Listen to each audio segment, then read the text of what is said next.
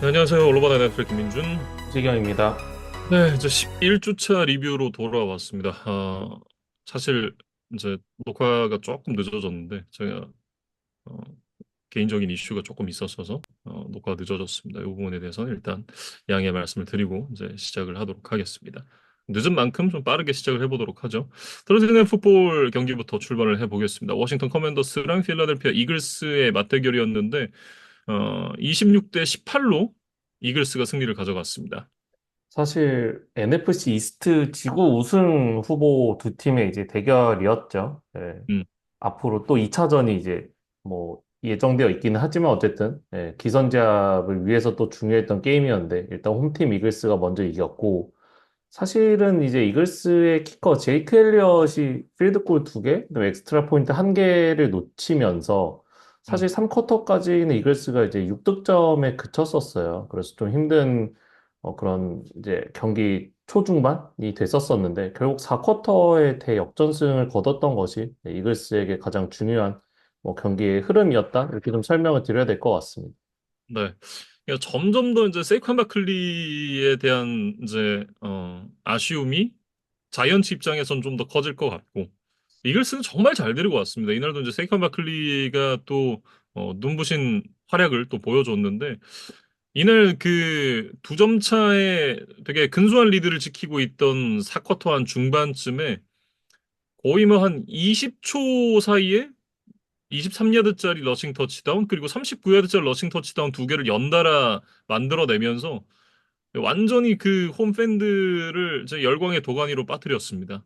세이컨 바클리의 기록을 살펴보면 지금 이번 시즌 10경기에서 벌써 1347 스크리미지 야드를 기록하고 있어요. 그리고 이제 10개의 터치다운을 벌써 만들어내고 있는데 사실 그 리그에서 센세이션을 일으켰던 것으로 이제 유명한 그 2018년 이 세이컨 바클리의 데뷔 시즌의 기록과 비교를 해보면 그 당시에 이제 16경기 2028 스크리미지 야드에 15개의 터치다운을 기록을 했었거든요.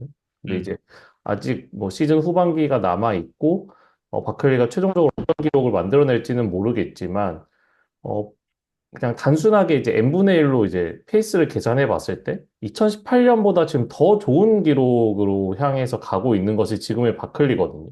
그래서 뭐 지금 이제 경기 수가 한 경기 늘었다는 점을 제외하고서라도 그러니까 이번 시즌이 설령 16경기에서 끝난다 하더라도 지금 더 빠른 페이스로 가고 있다. 그래서 물론 이 수치적인 기록이 모든 것은 아니지만 뭐 데뷔 시즌 정도 어쩌면 그 이상의 임팩트를 이글스에서 이번 시즌 보여주고 있는 세이컨 바클리입니다. 보통 이제 저희가 MVP를 거론할 때 쿼터백이 아닌 포지션의 선수들이 이제 MVP 후보로 거론이 되는 것 자체가 이 선수가 그 시즌에 어마어마한 퍼포먼스를 보여준다라는 얘기잖아요. 지금 글쎄요, 뭐 가장 뭐 MVP에 근접한 선수라고 얘기하기에는 조금 무리가 있긴 하지만 MVP로 지금 후보로 거론이 된다라는 것만 하더라도 이 선수가 얼마나 좋은 경기력을 보여주고 있는지 이런 부분을 조금 가늠할 수 있죠. 그러니까 쿼터백을 제외하면 가장 좀 유력한 후보가 아닌가라는 이야기 정도는 또 들을 수 있을 것 같고, 이제 수비 쪽으로 좀 넘어가 보면, 이제 이번 시즌 이글스가 1라운드에 뽑았던 코너백, 이 퀴년 미첼의 활약이 굉장히 좋았어요. 그래서 사실 이제 기록지에는 뭐 태클 한 개를 기록했다. 요것이 이제 전부지만, 음. 사실 수비수의 기록은 꼭 이런 이제 뭐 태클 개수만으로 판단되는 건 아니거든요. 이날 이제 상대의 넘버원 리시버인 테리 맥러린을 주로 상대를 하면서 이 맥러린을 두 번의 타겟, 한 번의 캐치, 10야드로 이제 완벽하게 틀어 막았죠. 그래서 어떻게 보면은 이 제이든 데니어스가 테리 맥러린에게 패스 시도를 할 엄두를 못 낼 정도로 아주 커버리지를 완벽하게 했다? 이렇게 좀 평가를 해도 무리가 없는 그런 경기 내용이었습니다. 네. 맥로린 경기가 끝나고 난 이후에 이 미첼이 신인답지 않은 그런 플레이를 또 보여줬다라면서 굉장히 또 칭찬을 하고 리스펙을 하는 그런 이제 멘트를 했었고 이글스가 사실 지난 시즌 후반에 그 좋은 성적을 기록하고 있다가 미끄러졌던 건 사실 이제 수비 쪽에서의 부진이 출발이었거든요. 그러면서 이제 하나씩 하나씩 망가지기 시작했었던 이글스였는데 지난 시즌 평균 실점이 25.2점입니다. 리그 30위에 올랐었던 이글스였는데 올 시즌에 이제 빅펜지오가 디펜시브 코디네이터로 오면서 물론 이제 그 전에 있던 선수들 포함해서 이제 올해 뽑았던 이제 퀴년 미첼 그리고 이제 쿠퍼 드잔 이 두 명의 코너백과 함께 뭐 세이프티카 CJ 가든 존슨, 라인베커 잭 바운 이런 선수들을 또 영입을 하면서 지금 11주차 더스데이 풋볼 경기가 끝난 시점 기준으로 했을 때 평균 실점이 17.9점입니다. 이게 리그 5위 기록이거든요. 그러니까 리그 최하위권이었던 수비가 지금 거의 최상위권으로 올라왔다. 이렇게 봐도 무방하지 않나. 이렇게 생각이 듭니다. 그러니까 경기당 터치다운 한 개 정도를 덜 내주고 있는 거니까 뭐 사실 음, 엄청난 뭐 반등이라고 봐야 될 것 같고 사실 이글스가 이제 강력하다고 알려져 있는 디펜시브 라인에 비해서 2선, 3선 쪽에서 좀 약점들이 있었는데 그거를 이제 드래프트라던가 FA를 통해서 뭐 아주 큰 돈을 쓰지 않고도 이렇게 지금 잘 메워냈다. 예, 음. 이런 것들이 좀 꽤나 이번 시즌 이글스의 성적이 올라가는데 주요한 요인이 아니었나 뭐 이런 생각이 들고 사실 이제 이날 경기 중에 쿼터백 제일런 허츠가 약간의 이제 뇌진탕 증세를 보였었어요. 근데 이제 경기 중에 프로토콜을 곧바로 통과하면서 경기를 끝까지 일단은 마쳤기 때문에 네. 뭐 장기적으로 큰 문제가 될 것 같지는 않습니다. 워싱턴이 이제 올 시즌 첫 연패를 기록을 하게 됐습니다. 그러면서 이제 지구 단독 선두에 복귀할 기회를 놓치고 말았는데 이날 뭐 주전 러닝백 브라이언 로빈슨이 복귀를 해서 터치다운 한 개를 기록을 하긴 했습니다만 뭐 연패 스토퍼 역할을 해주기에는 사실 조금 부족하지 않았나 이런 생각도 좀 들어요.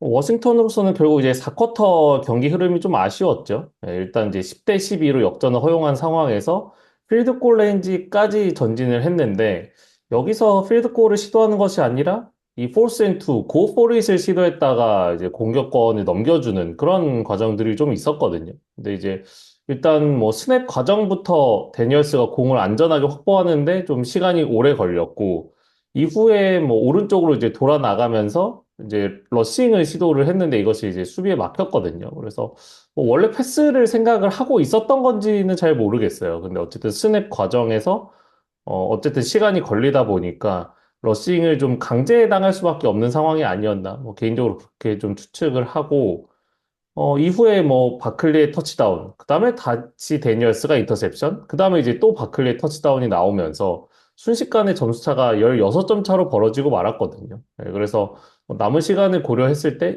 역전을 하기에는 좀 어려웠던 커맨더스였습니다. 일단은 이제 다행이라고 얘기해야 될 것 같은 부분은 이제 이번 주에 서스데이 풋볼을 치렀기 때문에 하프바이를 얻게 되는데 다음 주 상대가 이제 댈러스 카우보이스거든요.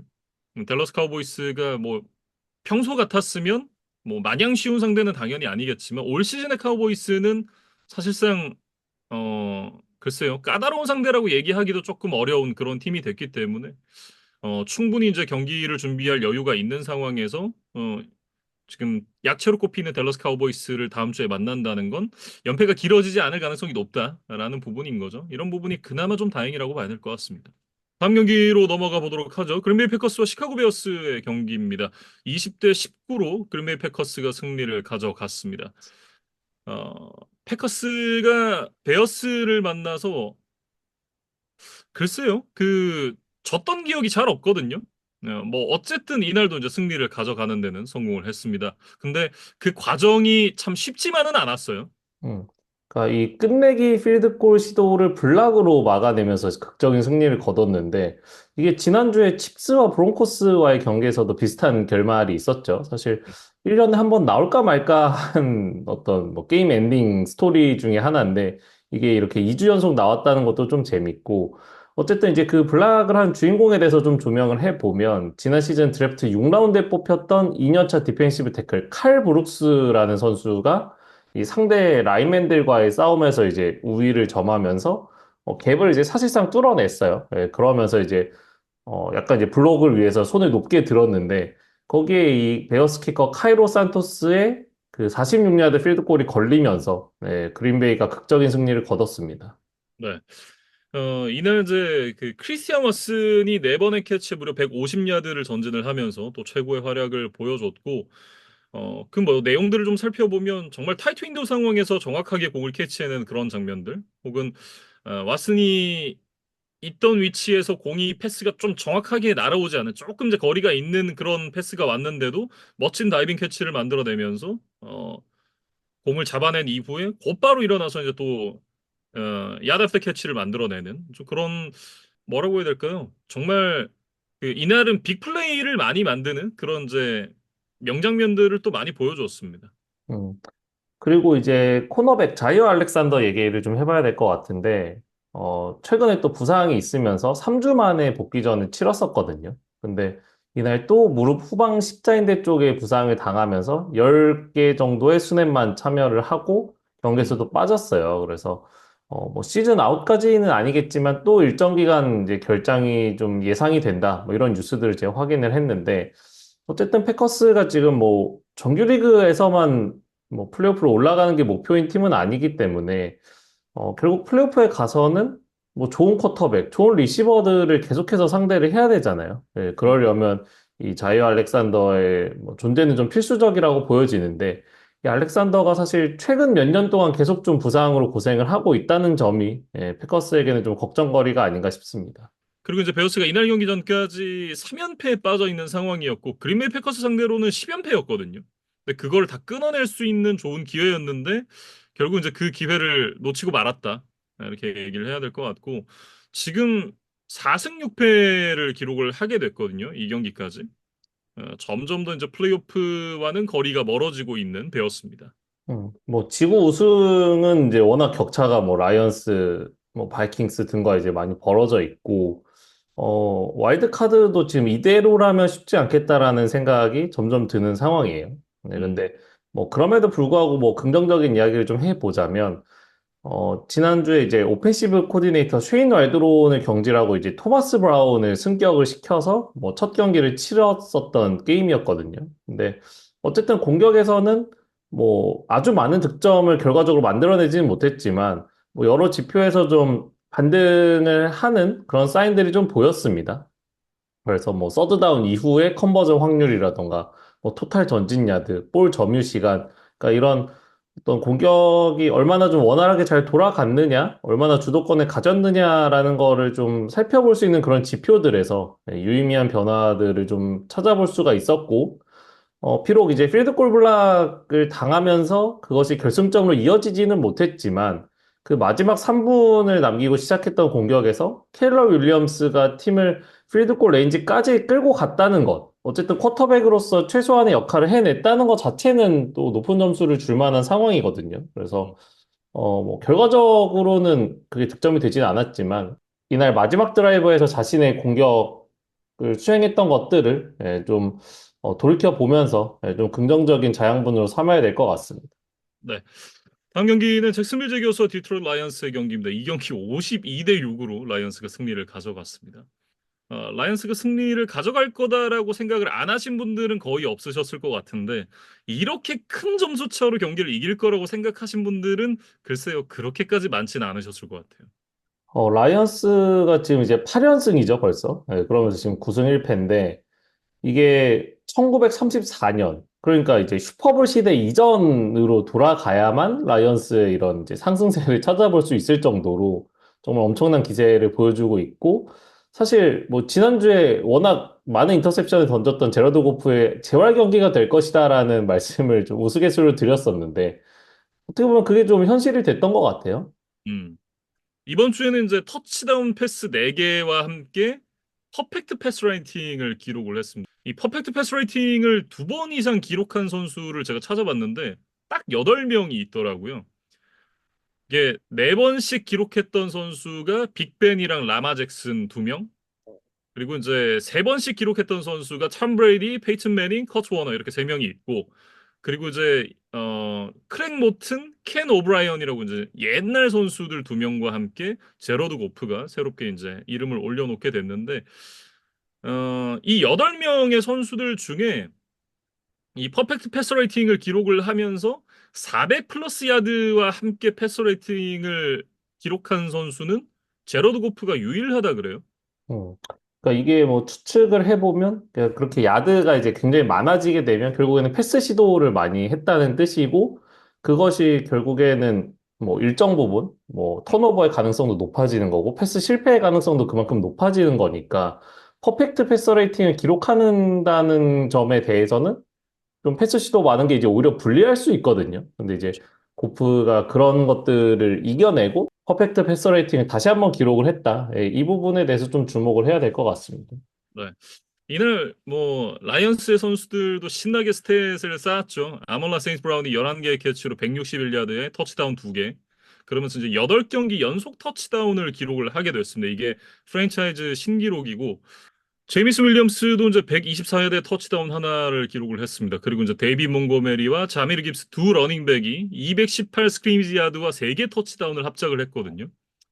예, 이날 경기 마지막 드라이브 제외하고는 라이언스의 모든 드라이브가 득점으로 마무리됐을 만큼 이날 뭐 정말 신이 났던 라이언스의 공격팀 선수들이었습니다. 공격진에서 이렇게 뭐 완벽한 모습, 또 많은 뭐 기록들을 양산해 낸 것과는 별개로 뭐 음, 약간의 또 걱정거리도 이제 안았던 라이언스라고 봐야 될 것 같은데 이미 음, 이제 에이단 허친슨이 시즌 아웃을 당했잖아요. 근데 이제 어, 라인베커 알렉스 안잘로니도 지금 이날 경기에서 8골절을 당하면서 6에서 8주 정도 결장을 할 예정이라 그래요. 그러니까 거의 지금 정규리그에서는 모습을 보기가 그렇게 쉽지는 않은 상황이다. 뭐 정규리그 막판 혹은 플레이오프 정도에는 이제 복귀가 가능할 것으로 보이는데 어쨌든 지금 NFC 1번 시드를 좀 지키는 것이 목표인 라이언스 입장에서는 이렇게 수비진에서 주전 선수들이 빠져나가는 거는 이래저래 좀 아쉬운 상황인 것 같아요. 네. 안 그래도 지금 저 부상으로 이탈한 선수들이 꽤 많이 있는 라이언스거든요. 뭐 에이단 허친슨 외에도 뭐 여러 선수들이 지금 빠져 있는 상황인데 그런 뭐 조건은 어느 팀이나 비슷하긴 하지만 어쨌든 말씀해 주셨던 대로 1번 시드를 지금 지켜야 되는 라이언스 입장에서는 팀의 수비의 리더 이 선수가 또 캡틴이니까 이런 선수들이 빠진다는 건 또 굉장히 좀 아쉬운 부분이다라는 생각이 들고 잭슨빌 제기어스 같은 경우는 이제 이날도 로렌스가 없이 또 경기를 치러야 했죠. 그러면서 이제 맥 존스가 선발로 나왔는데 이날 138야드의 인터셉션을 하나 던졌던 게 이 선수의 기록의 끝이었습니다. 팀 토탈 야드가 170야드였으니까 뭐 당연히 라이언스 상대로는 힘을 쓰기 좀 어려웠고 토탈 야드가 거의 한 4배 가까이 차이가 나거든요. 뭐 그만큼 라이언스의 압도적인 승리였습니다. 다만 이제 제교스가 지금 4연패에 빠진 상황에서 이제 12주차가 바이위크거든요. 지금 덕 피더슨 감독 그리고 이제 트렌드 발키 단장에 대한 거취 얘기가 조금씩 나오고 있습니다. 아마 지금 감독과 단장 모두 교체될 가능성이 좀 있지 않나 이렇게 좀 보여져요. 음, 현지에서도 이런저런 이야기들이 나오고 있더라고요. 그러니까 아직 경질이 확정된 것은 아니지만 핫시트에 앉아 있다 정도의 표현은 뭐 충분히 드릴 수 있을 정도로 지금 굉장히 위기에 빠져 있는 것 같아요. 그래서 뭐 빌 벨리책이 뭐 후임으로 올 수도 있다 뭐 이런 이야기도 지금 루머로 나오고 있던데 뭐 음. 잭슨빌이 어떤 선택을 어느 시점에 하게 될지도 좀 궁금한 상황입니다. 제 생각인데 영감님이 가면 절대 안 되는 팀 중 하나가 저는 제교스라고 생각을 하거든요. 지금 뭐 가서 그 사실은 이제 워낙 이뤄놓은 게 많기 때문에 잃을 것도 많은 사람이잖아요. 그런 부분을 고려하면 어, 그래도 좀 가능성이 있는 팀에 가야지. 이런 팀에 가면 안 된다. 저는 그렇게 생각을 합니다. 다음 경기로 넘어가 볼까요? 라스베가스 레이더스와 마이애미 돌핀스의 경기. 34대 19로 마이애미 돌핀스가 승리를 가져갔습니다. 돌핀스가 이제 시즌 첫 연승에 성공을 했습니다. 그러면서 이제 후반기 대반전을 위한 어떤 서막을 썼다 정도로는 표현을 할 수가 있을 것 같아요. 4쿼터 4분여를 남겨둔 시점까지만 하더라도 뭐 마이애미가 앞서가면 레이더스가 추격을 하는 그런 모양새로 어쨌든 대부분의 시간을 원포제이션 이내에 팽팽한 승부가 좀 이어지고 있었어요. 근데 음, 이제 결국에는 경기 막판 집중력에서 돌핀스가 조금 더 우위에 있었다. 이렇게 정리를 해야 될 것 같고 24대 19에서 사실은 이제 돌핀스가 공격을 하고 있었는데 이 투아의 패스가 후방에 와이드 오픈되어 있던 조누 스미스에게 아주 편안하게 연결되면서 57야드 리시빙 터치다운이 나왔거든요. 근데 이게 좀 결국에는 쐐기점이 됐다는 생각인데 리플레이를 통해서 보면 존 스미스는 뭐 특별히 복잡한 라우트를 탄 게 아니라 그냥 자신이 서 있던 위치에서 그대로 직선적인 움직임을 가져갔어요. 근데 레이더스의 어떤 수비진의 커뮤니케이션, 어떤 커버리지 전략 이런 것들에 뭔가 미스가 있었는지 스미스를 아무도 막지 않고 있었거든요. 그러니까 음, 이게 뭐 적당히 세퍼레이션을 갖췄다의 의미가 아니라 반경에 정말 아무도 없을 정도의 굉장히 뭐 프리한 그런 포지션에 위치를 했었어요. 그러다 보니까 투어도 아주 편안하게 패스를 연결했고 이것이 결국엔 득점으로 이어졌거든요. 그래서 조는 스미스도 이제 이날 이 플레이에 대해서 경기 후에 홍해가 갈라지는 것 같다라는 느낌으로 이제 표현을 할 정도로 음. 정말 뭐 아무도 수비에 방해 없이 좋은 득점을 만들어냈던 스미스였습니다. 네. 이게 뭐 본인이 약간 모세가 된 것 같은 그런 기분을 좀 음. 느꼈었겠죠. 네. 음. 그러니까 결국에는 레이더스의 수비에 대한 실책이 분명히 좀 깃들어져 있었던 그것이 상당 지분을 차지를 했었던 이제 득점이라는 생각이 들고 레이더스가 이제 뒤이어 받아온 공격에서 이제 좀 조급해지다 보니까 또 제일런 램지에게 인터셉션을 던졌거든요. 그러면서 뭐 추격의 의지를 완벽하게 잃었던 그런 경기 막판의 흐름이었습니다. 네. 레이더스 같은 경우에는 지난주에 이제 바이위크를 보내면서 재충전과 함께 팀 분위기를 좀 수습할 수 있는 그런 시간을 좀 벌긴 했었는데 글쎄요. 뭐 바이위크 끝나고 난 첫 경기에 그런 모습이 좀 드러나진 않았어요. 오펜시브 코디네이터 대행으로 이 원래 팀의 패스 게임 코디네이터를 맡고 있던 스캇 터너를 뭐 승격을 해서 지금 인선을 했는데 뭐 결국 이날 경기에서 아주 유의미한 변화를 찾아보기는 좀 어려웠고 음. 리시버 자코비 마이어스의 20야드 러싱이 팀 내 최다 러싱 야드 기록이었을 정도로 저희가 시즌 내내 지적하고 있던 러싱 공격에서도 여전히 해법을 찾지 못하는 모습이었고, 그 다음에 이제 뭐 가드너 민슈가 이날 이제 주전 쿼터백으로 나섰는데, 뭐 나쁘지는 않았어요. 브록 바워스와의 뭐 호흡은 굉장히 인상적이었지만 어쨌든 뭐 바워스 혼자의 힘만으로 이 돌핀스와의 화력 대결에서 앞서기는 좀 어려웠다. 그런 현실적인 좀 한계가 보였던 그런 경기였습니다. 다음 경기는 LA 램스와 뉴잉글랜드 페이트리어츠의 경기입니다. 28대 22로 램스가 승리를 가져갔습니다. 이날 뭐 매튜 스태포드가 295야드에 무려 4개 패싱 터치다운을 기록을 하면서 시즌 최고의 경기를 펼쳤죠. 나쿠아가 123야드에 터치다운 하나, 쿠퍼컵이 106야드에 터치다운 2개를 기록하면서 또 확실한 원투 펀치의 존재감을 보여줬고 초반에 조금 이제 막히는 듯한 모습이 있긴 했습니다만 션 맥베이 감독이 빠르게 좀 전략의 수정을 가져가면서 점수를 쌓아 올린 이런 부분들이 LLM스에게 좋게 작용을 했다. 이렇게 좀 평가를 하고 싶어요. 음. 램스의 원래 승리 플랜이 잘 가동됐던 그런 경기였다고 봐야겠죠. 이 좋은 리시버들을 적극적으로 활용하면서 뉴잉글랜드보다 더 앞선 공격력을 보여줬습니다. 네.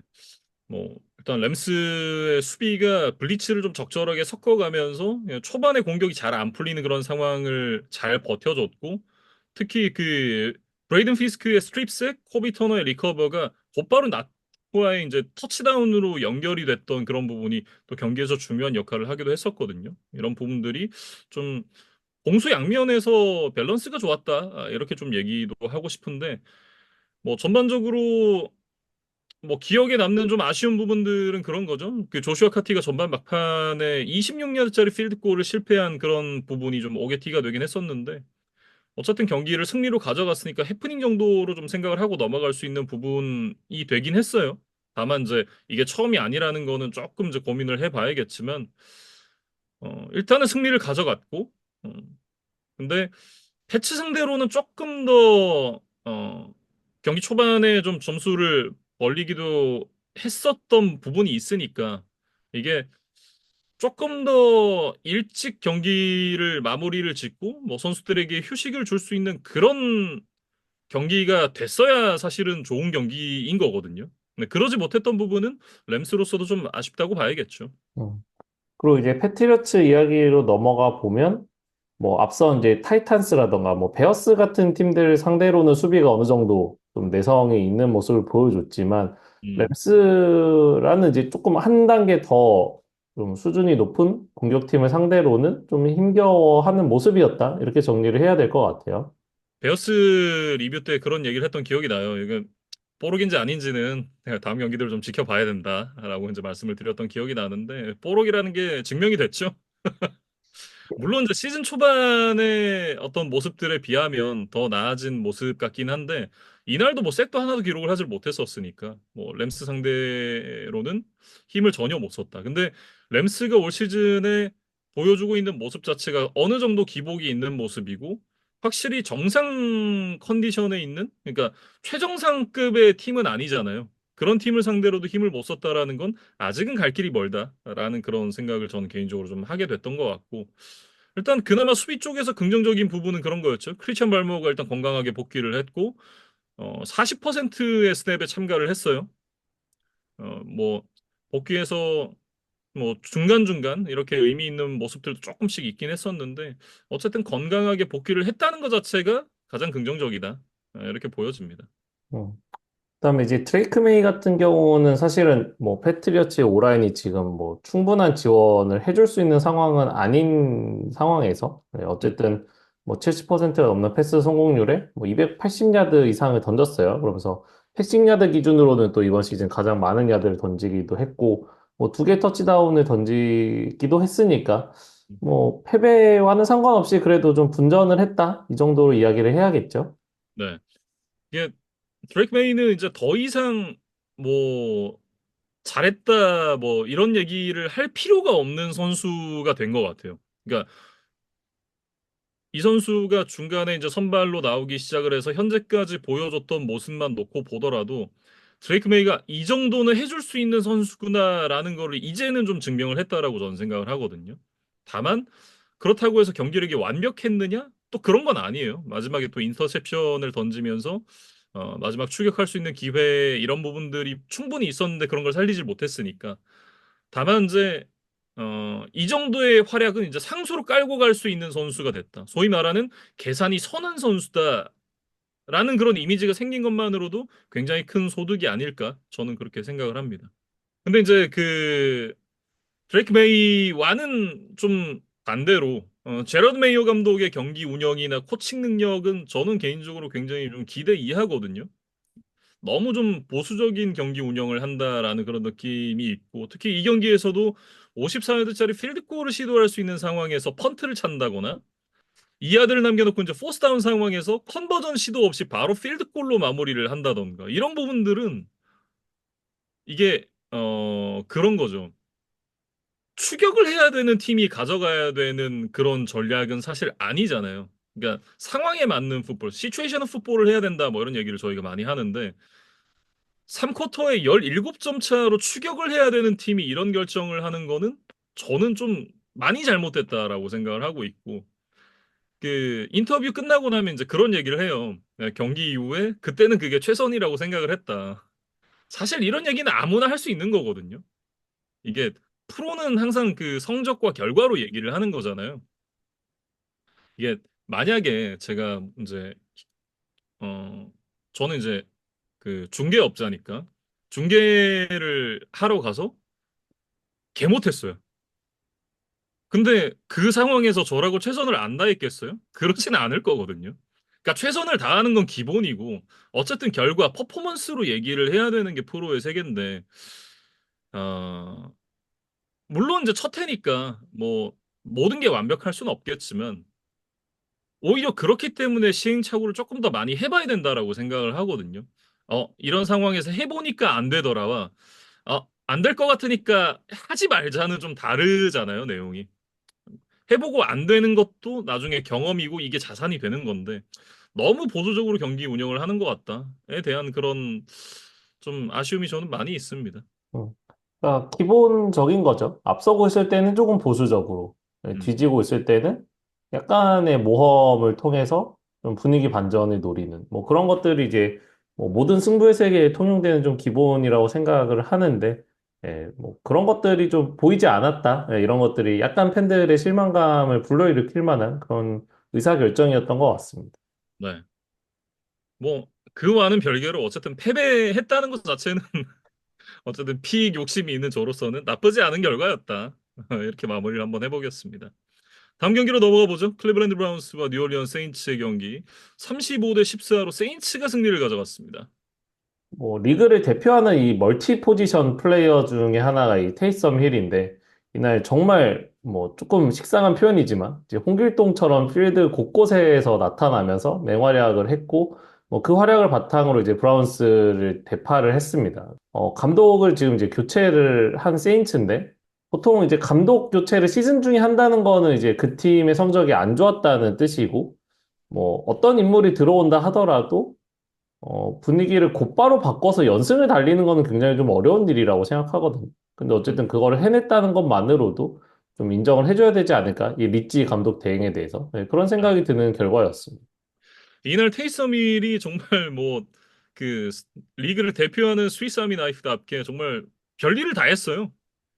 패스했지, 뛰었지, 패스를 잡기도 했지, 그리고 킥오프 리턴에 뭐 이날 뭐 공격팀, 스페셜팀 넘나들면서 정말 다양한 역할을 수행을 했습니다. 그러면서 사실 뭐 100% 완벽한 게임은 아니긴 했어요. 뭐 인터셉션도 있었고, 뭐 펌블 턴오버를 하나를 기록하는 이제 그런 장면들도 있기는 했는데, 어쨌든 188 스크리미지 야드에 3개의 러싱 터치다운으로 뭐 경기를 지배를 했다. 그래서 음, 뭐 이거는 정말 세이컨 바클리나 크리스찬 맥카프리 같은 뭐 특급 듀얼 스렛 러닝백들이 기록할 법한 스탯을 이 테이서밀이 뽑아냈던 아주 재미있는 경기 내용이었고 세인츠가 또 이번 시즌 이제 1라운드에 뽑았던 레프트 태클, 찰리스 푸아가라는 선수가 있거든요. 근데 네. 이 선수가 이날 리그를 대표하는 엣지 러셔인 마일즈 게럿을 상대를 했어야 했는데, 물론 뭐, 모든 스냅에서 다 1대1로 맞붙어서 막아낸 것은 아니지만, 어쨌든 팀의 적절한 도움과 함께 게럿에게 단 하나의 태클이나 색도 내주지 않는 아주 완벽한 게임을 했어요. 그래서 뭐 이번 시즌 세인츠의 성적이 조금 떨어져 있는 것과는 별개로 1라운드에 뽑은 신인 오펜시브 태클이라는 이제 아주 그 키가 될 만한 유망주가 이렇게 좀 좋은 성공 경험을 쌓았다는 것 자체는 네, 뭐 푸아가의 커리어라던가 뭐 세인츠의 미래에 있어서도 분명히 좀 도움이 되는 아주 좋은 일이었다는 생각이 듭니다. 다만 이제 그 지난 4년 동안 이제 세인츠에 몸담았었던 브라운스의 쿼터백 제이미스 윈스턴이 이제 친정팀 상대로 경기에 나서서 이날 395 패싱 야드에 2개의 터치다운 패스, 뭐 기록적인 부분만 놓고 보면 나쁘지 않았습니다만 팀의 패배를 막기에는 좀 어려움이 있었습니다. 전반 막판에 필드골 미스가 이제 연달아 2번 나오면서 일단 조금 추격을 했었어야 하는, 할 수 있었던 그런 상황에서 점수가 나오지 않았던 것이 1차적인 좀 문제였고, 음. 이 3쿼터 후반부터 좀 공격이 원활하게 풀리질 않으면서 승부가 결정되는 그 막판 상황에서 결국 득점을 하지 못했던 것, 이런 것들이 쌓이면서 결국 점수차가 이제 크게 벌어지고 말았고, 레프트 태클 이제 제드리 그리스가 이날 부상으로 나오지 못한 상황에서 대체 자원으로 이제 다완드 존스라는 선수가 이날 출전을 했었거든요. 근데 이제 이 존스마저도 경기 중에 다리 쪽에 좀 큰 부상을 당하면서 시즌 아웃 판정을 받았어요. 그래서 뭐 드션 왓슨의 부상부터 해서 뭐 이래저래 핵심 선수들이 계속해서 빠져나가고 있는 브라운스이고, 예, 그래서 지금 성적도 2승 8패로 지금 최하위권에 처질 수밖에 없었던 예, 그런 원인이 결국엔 좀 부상에서 시작된 것이 아닌가 그런 생각이 듭니다. 일단 첫 단추가 잘못 끼이니까 이게 단추가 줄줄이 계속해서 좀 어긋나는 느낌인 것 같아요. 브라운스는. 결국 돌이켜보면 이제 그 마사지맨의 계약부터가 좀 크게 잘못되지 않았나. 그러니까 그게 뭐 이게 연계가 되는 부분도 있고, 그러니까 별개의 어떤 사건들도 있긴 하지만 이게 화불단행이라 그러잖아요. 나쁜 일은 이제 하나만 오지 않으니까 보통 뭐 그런 것처럼 안 좋은 일들이 좀 계속해서 이제 생기고 있다는 게 브라운스에게는 조금 아쉬운 지점인 것 같습니다. 음. 다음 경기로 넘어가 보죠. 레이븐스와 스틸러스의 경기입니다. 18대 16으로 피츠버그 스틸러스가 승리를 가져갔습니다. 뭐 같은 지구에 속해 있는 두 팀이기 때문에 이제 매년 여러 번 만나고 있죠. 근데 최근 뭐 네 번의 경기를 스틸러스 지금 다 가져가고 있고 9번의 맞대결을 해서 8번이나 피츠버가 승리를 가져갔거든요. 그러니까 이거는 사실 좀 놀라운 기록이죠. 예, 음, 최근에 볼티모어가 조금 더 꾸준한 강팀이었던 것을 생각을 해보면 약간의 이제 천적 관계가 좀 특수하게 잡혀 있다. 예, 그렇게 좀 봐도 괜찮을 만큼 스틸러스가 최근 상대 전적에서 레이븐스를 좀 압도를 하고 있습니다. 그러니까 말씀해 주셨던 것처럼 레이븐스는 그 라마 잭슨이 합류한 이후부터는 계속해서 그 컨텐더로 평가를 받는 팀이었고 스틸러스 같은 경우에는 이제 뭐 그랬던 시즌도 있고 아니었던 시즌도 있었습니다만 사실은 이제 그 시즌 전에 강팀으로 평가를 받았을 때도 약팀으로 평가를 받았을 때도 어쨌든 뚜껑을 열어보면 아 5할 가능할까? 결국은 이제 5할을 해내는 이제 그런 모습들을 계속해서 보여줘 왔었잖아요. 네. 어쨌든 더 강팀은 레이븐스였는데 스틸러스가 만나서 훨씬 더 많이 이겼다는 건 말씀하셨던 대로 좀 시사하는 바가 있는 것 같고 최근에 두 팀 간의 이제 맞대결이 계속해서 좀 저득점 양상이었어요. 웬만해서 두 팀이 만나서 큰 점수가 안 났었는데 이날 역시도 두 팀 모두 20점 미만의 득점을 기록하는 좀 로우 스코링 게임 양상으로 경기가 이어졌습니다. 음. 그러니까 스틸러스가 좀 잘하는 게임 양상으로 흘러갔던 것이 결국에는 스틸러스가 더 좋은 결과를 많이 만들어냈던 뭐 그런 원인이 되지 않았나 싶고 네. 이날 이제 키커의 싸움에서 좀 스틸러스가 더 우세한 모습을 보였던 것도 좀 결정적인 이유가 아니었나 싶습니다.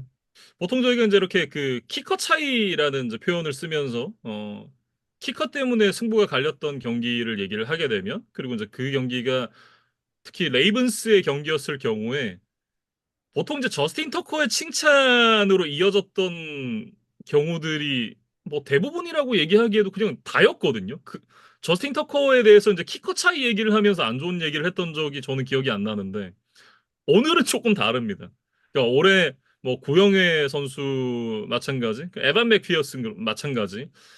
그 기존에 좋은 모습을 보여줘 왔었던 키커들이 올해 참 어려움을 많이 겪고 있는데 저스틴 터커도 이날 47야드, 50야드 두 개의 필드골을 실패하면서 저스틴 터커답지 않은 그런 모습을 좀 보여줬었거든요.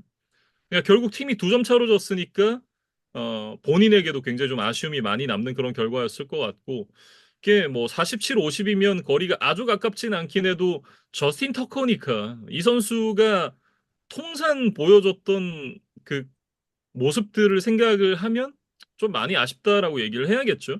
저희가 이번 시즌 중간에도 한번 터커의 폼이 조금 저하된 것이 아닌가라는 뭐 말씀을 조심스럽게 드렸던 적이 있었는데, 이날도 사실은 지구 우승을 위해서 굉장히 중요한 일전이었는데, 어떻게 보면 터커가 조금 뭐 경기를 망친 그런 결과가 되고 말았죠. 반면 그 스틸러스의 키커인 크리스 보스웰이 50야드대 필드골 3개를 포함해서 6개의 필드골을 모두 성공을 시켰습니다. 그러면서 팀의 모든 득점을 자신의 발로 만들어내면서 또 팀의 승리를 견인하는 그런 이제 견인차 역할을 해줬고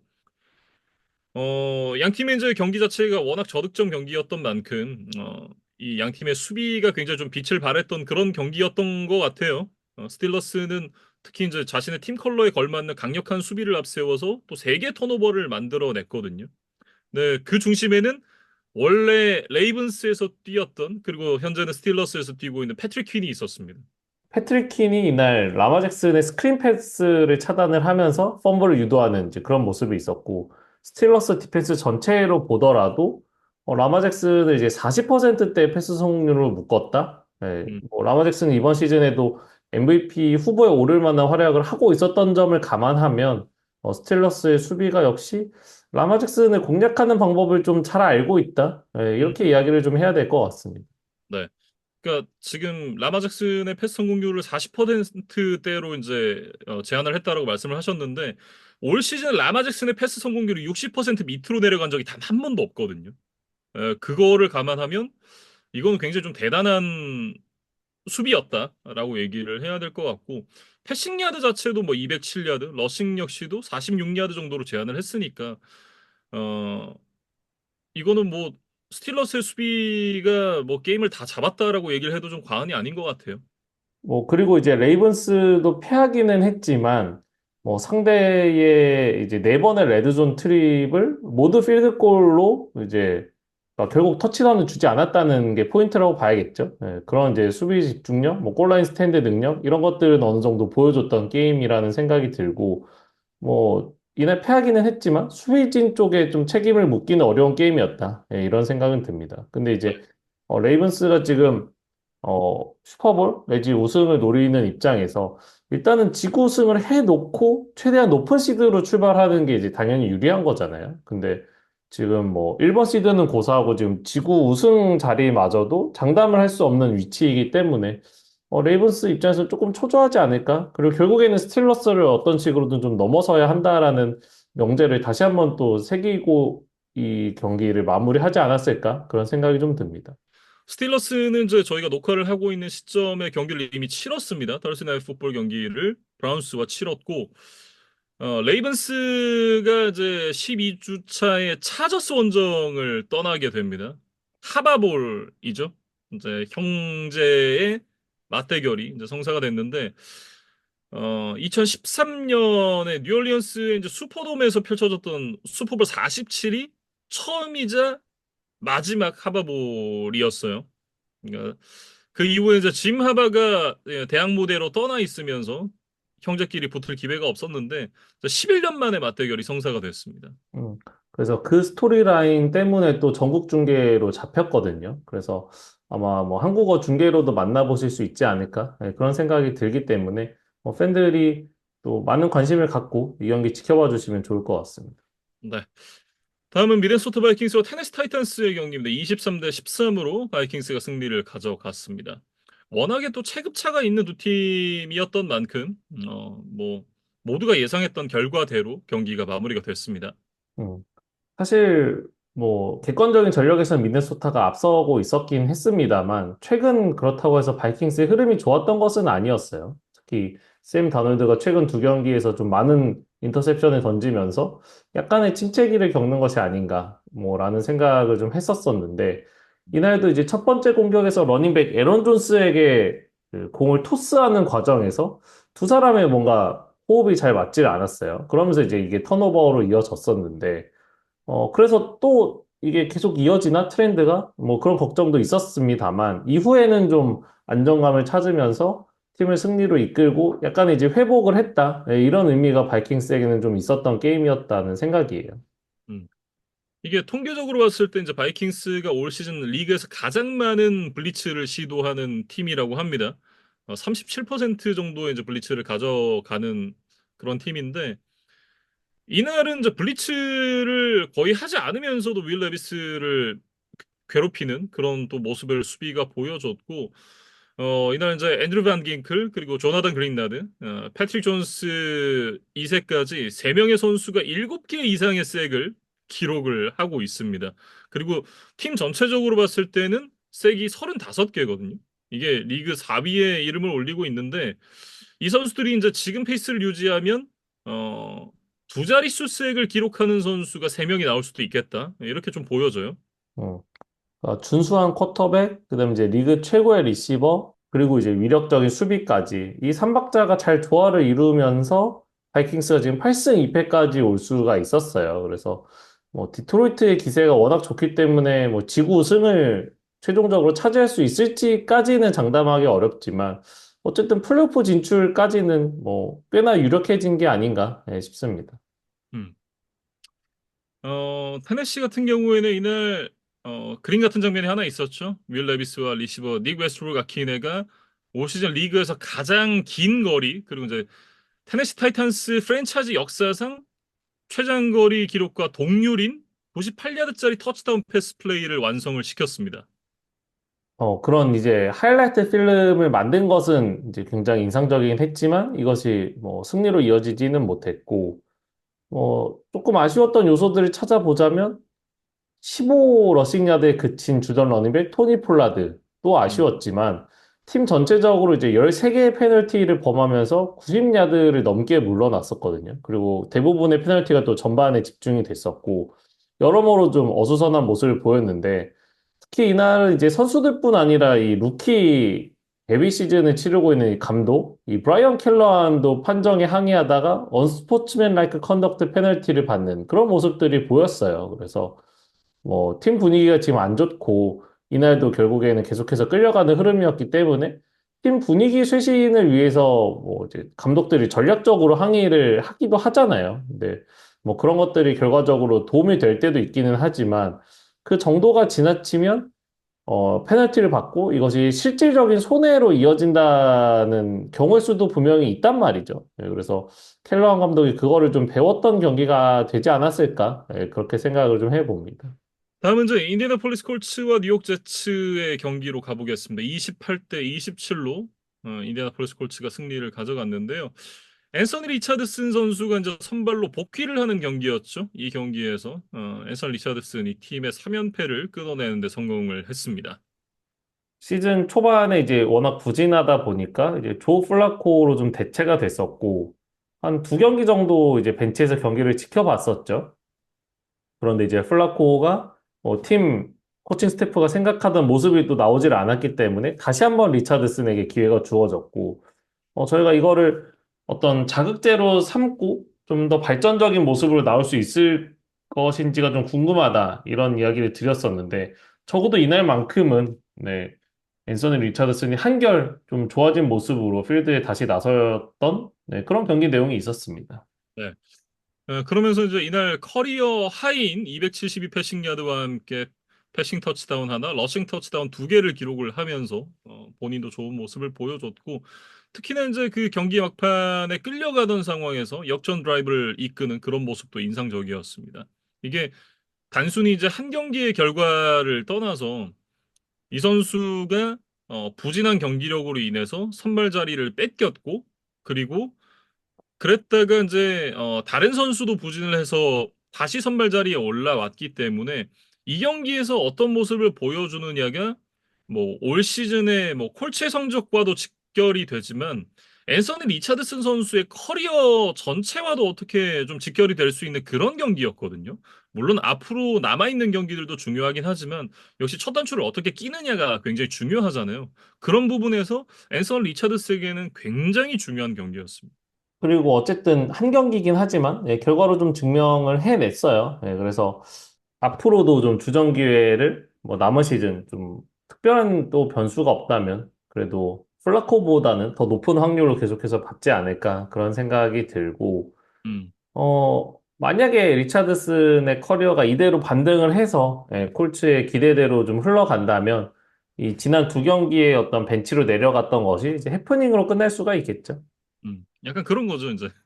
그, 왜, 연애를 하다가도 보면, 이게 좋을 때 안 좋을 때 있잖아요. 이제, 뭐, 약간 싸웠다가 또 잘 화해해가지고 다시 잘 만나면, 그게 뭐, 지나가는 일이 되는 거잖아요. 네, 뭐, 콜츠와 리처슨의 관계도 약간 좀 그런 느낌으로 갈 수 있지 않을까, 이런 생각이 좀 들고.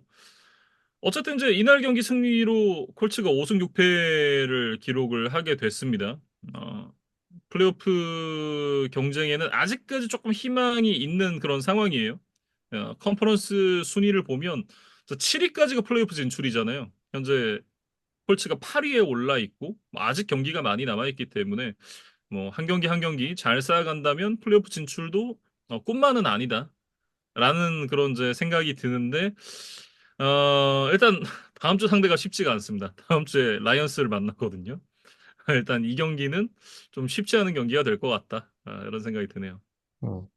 그리고 이제 제츠로 넘어가 보면 벌써 시즌 여덟 번째 패배를 당했습니다. 음, 그래서 첫 다섯 번의 공격 드라이브에서 퍼스트 다운을 하나도 만들어내지 못할 정도로 공격이 잘 풀리지를 않았고, 뭐 그래도 이제 수비가 좀 잘 버텨주면서 뭐 경기 중간에 뭐 역전을 하는 순간도 있었습니다만 결국에는 에런 로저스의 막판 집중력이 좀 떨어진 뭐 그런 이제 플레이들이 나오면서 제역전에 좀 당했던 그런 제치의 경기 내용이었어요. 역전 터치다운을 허용한 이후에 이제 46초가 남아 있었거든요.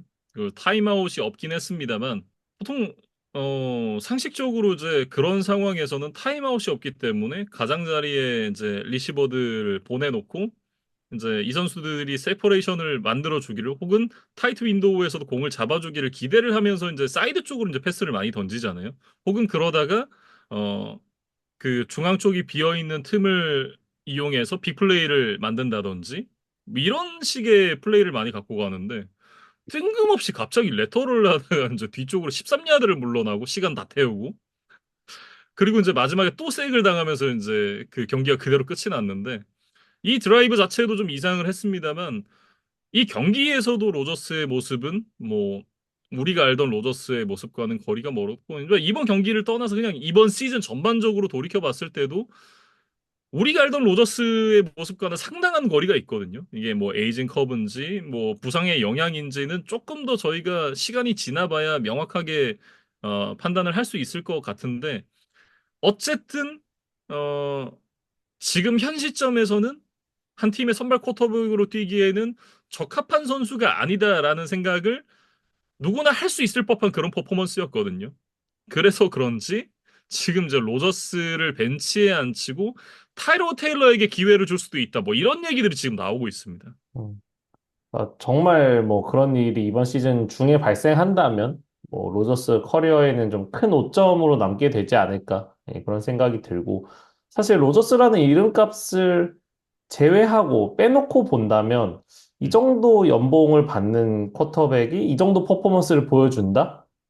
그것만 보면 사실 벤치로 내려가도 지금 할 말이 없는 경기력이기는 해요. 음, 그래서 로저스에게 그렇게 기회가 많이 남아있는 것 같지는 않습니다. 네. 이게 사실 그 기사들을 좀 살펴봤는데 구단주 우디 존슨이 지금 그 9월에 이미 로저스를 벤치로 보내고 타이로 테일러를 선발로 내세우자라고 이제 그 수뇌부들 미팅 자리에서 얘기를 했대요. 근데 이제 라커룸에서 분명히 이건 반발이 있을 수밖에 없으니까 이제 감독이랑 코치들 이제 이런 그 사람들이 존슨 구단주를 이제 설득을 하면서 이제 없던 일이 됐는데 결국 이제 그러면서 10월 초에 살라 해임되고 그리고 이제 이날 이제 조 더글라스 단장까지 해임이 됐거든요. 어쨌든 그 부분에 대한 불만이 이 존슨 구단주에게는 계속해서 좀 있지 않았나라는 그런 생각이 듭니다. 근데 이게 참 묘한 상황인 게 지금 구단주가 감독이랑 단장을 잘랐잖아요. 근데 주전 쿼터백이 마음에 안 들어서 주전 쿼터백마저 교체가 될 상황이란 말이죠. 근데 여기서 진짜 환장 대파티인 건 우디 존슨이 예전에 그 트럼프 대통령 재임 기간 중에 그게 이제 2017년부터 21년까지 그 주 영국 미국 대사로 활약을 했었어요. 어떤 그 재임 기간이 있었는데 그때 당시에 이제 그 구단 운영에서 손을 뗐었거든요. 그러면서 이제 동생 그 크리스토퍼 존슨이 구단 운영을 맡아서 했던 그런 기간들이 있었는데 그럼 지금 이제 상황 자체가 주전 쿼터백 교체될 위기인데 감독 없고 단장 없고 구단주까지 빠져나가는 완전 불안정한 상황이 되는 거거든요. 근데 이게 그 감독을 새로 선임하는 것도 그리고 단장을 새로 선임을 하는 것도 굉장히 중요한 일이잖아요. 예, 이런 중요한 결정을 내려야 되는 그런 시점에 그리고 쿼터백도 바꿔야 될 어쨌든 에런 로저스를 길게 가긴 쉽지 않으니까 현재 상황에서. 근데 그런 시점에 컨트롤 타워가 사라질 수 있다라는 거는 상당한 리스크거든요. 그리고 이제 우리가 알던 제츠는 이런 그 중요한 결정을 해야 되는 상황에서 항상 좋은 결정을 내려왔던 팀은 아닌데 그마저도 컨트롤 타워가 없다라고 하면 글쎄요. 뭐 이게 지구 라이벌 팬의 입장에서는 뭐 잘됐다라고 얘기할 수 있는 일이긴 한데 그냥 단순히 제츠를 좀 떼놓고 생각을 하면 어떻게 뭘 해도 이렇게 좀 잘 안 될까 싶은 생각이 좀 들어서 좀 안타깝고 그런 마음이 좀 있긴 합니다.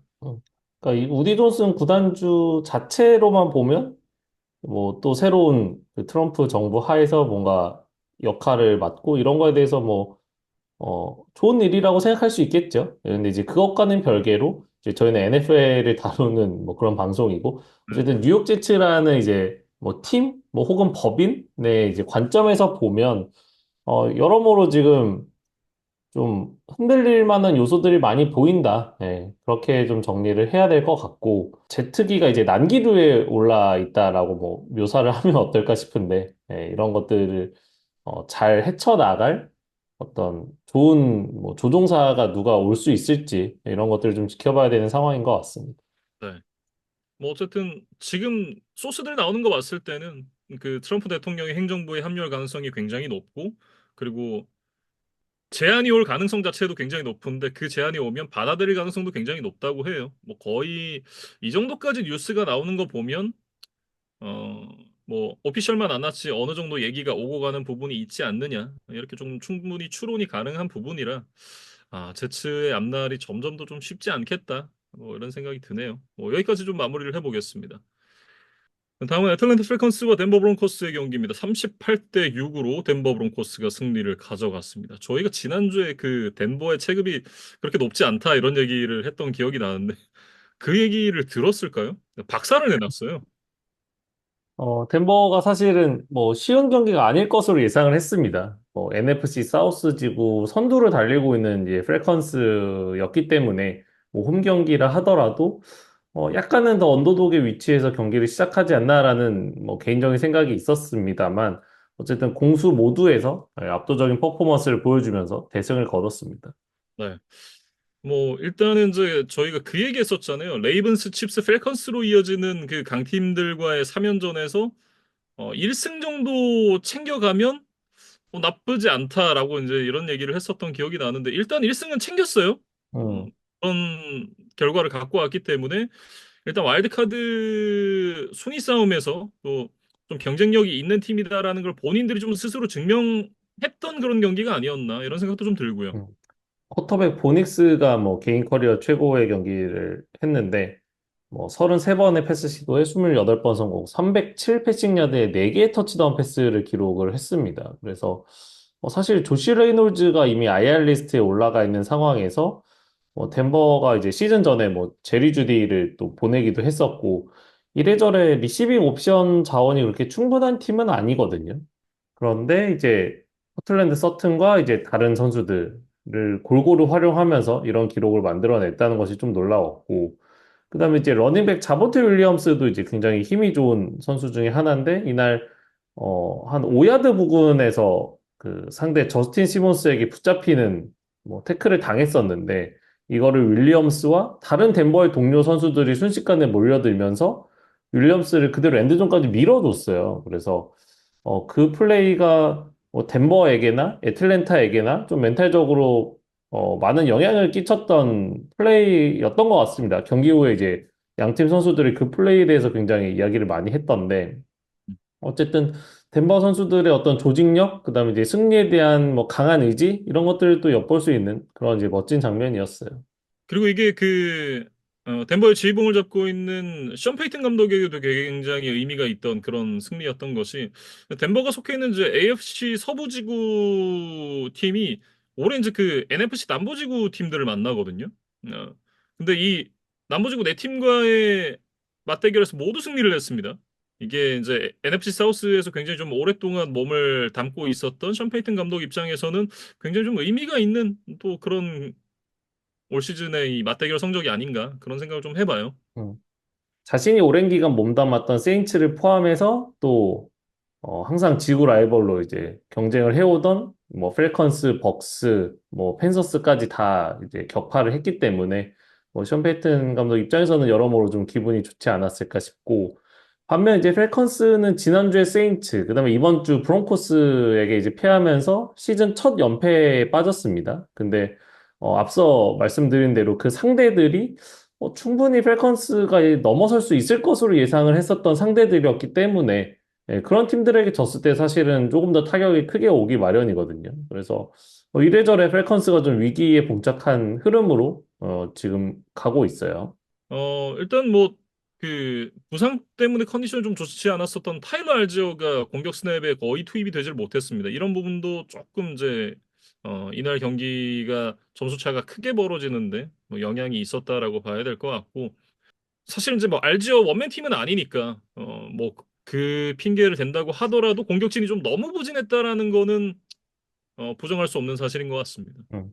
뭐 비단 로빈스는 이제 러싱 시도당 3야드가 채 되질 않았고 뭐 드레이크 런던 정도만 뭐 1인분을 했다고 해야 될까요? 뭐 그 외에 다니엘 문이라던가 카일 피츠라던가 이런 이제 젊은 이 스킬 플레이어진들이 이 덴버 수비에 막히면서 좀 좋은 장면들이 그렇게 많이 보이지를 않았습니다. 디펜스 쪽에서도 이제 그 상대 리시버들이 이제 계속해서 야드 애프트 캐치를 따내는 모습들을 막지를 못했거든요. 그러면서 계속해서 이제 빅플레이를 좀 허용을 하게 되는 그런 모습들이 많았고 결국 이제 그 부분이 좀 대량 실점으로 연결이 된 것이 아니었나 이런 생각을 합니다.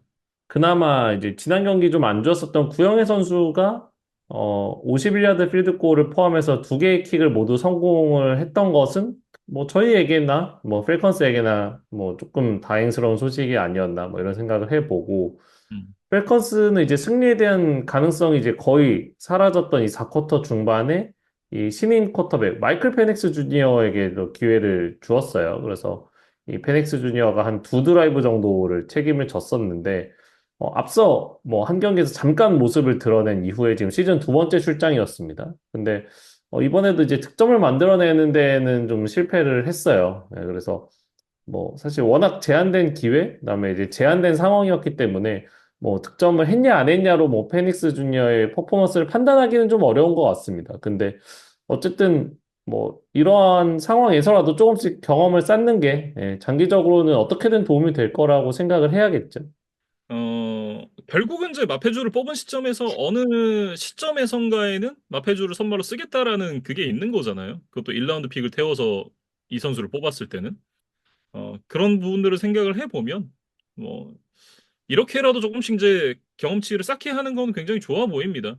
결국은 필요한 일이고. 다만 이제 그런 부분들을 통해서 마페주가 자신의 번뜩이는 어떤 이런 모습들을 보여줬다라면 좋았겠지만, 근데 그러지 못했던 부분들이 프레컨스에게는 좀 아쉬움이 있을 것 같고, 그나마 다행인 것은 지금 이제 연패 흐름으로 가고 있는 상황에서 이제 12주차에 바이위크를 맞게 된다라는 점이죠. 13주, 14주 상대가 차저스 바이킹스이기 때문에 일단 이제 이 부담스러운 일정을 앞두고 숨고르기를 한번 할 수 있는 그런 시간을 맞게 됐습니다. 음. 그리고 이제 다음 경기로 넘어가면 이제 시애틀과 샌프란시스코의 NFC 서부지구 그 라이벌 맞대결이었는데 음, 20대 17로 시애틀이 승리를 가져갔습니다. 네. 시애틀이 일단 지난 나이너스와의 첫 번째 맞대결에서 패배를 했었죠.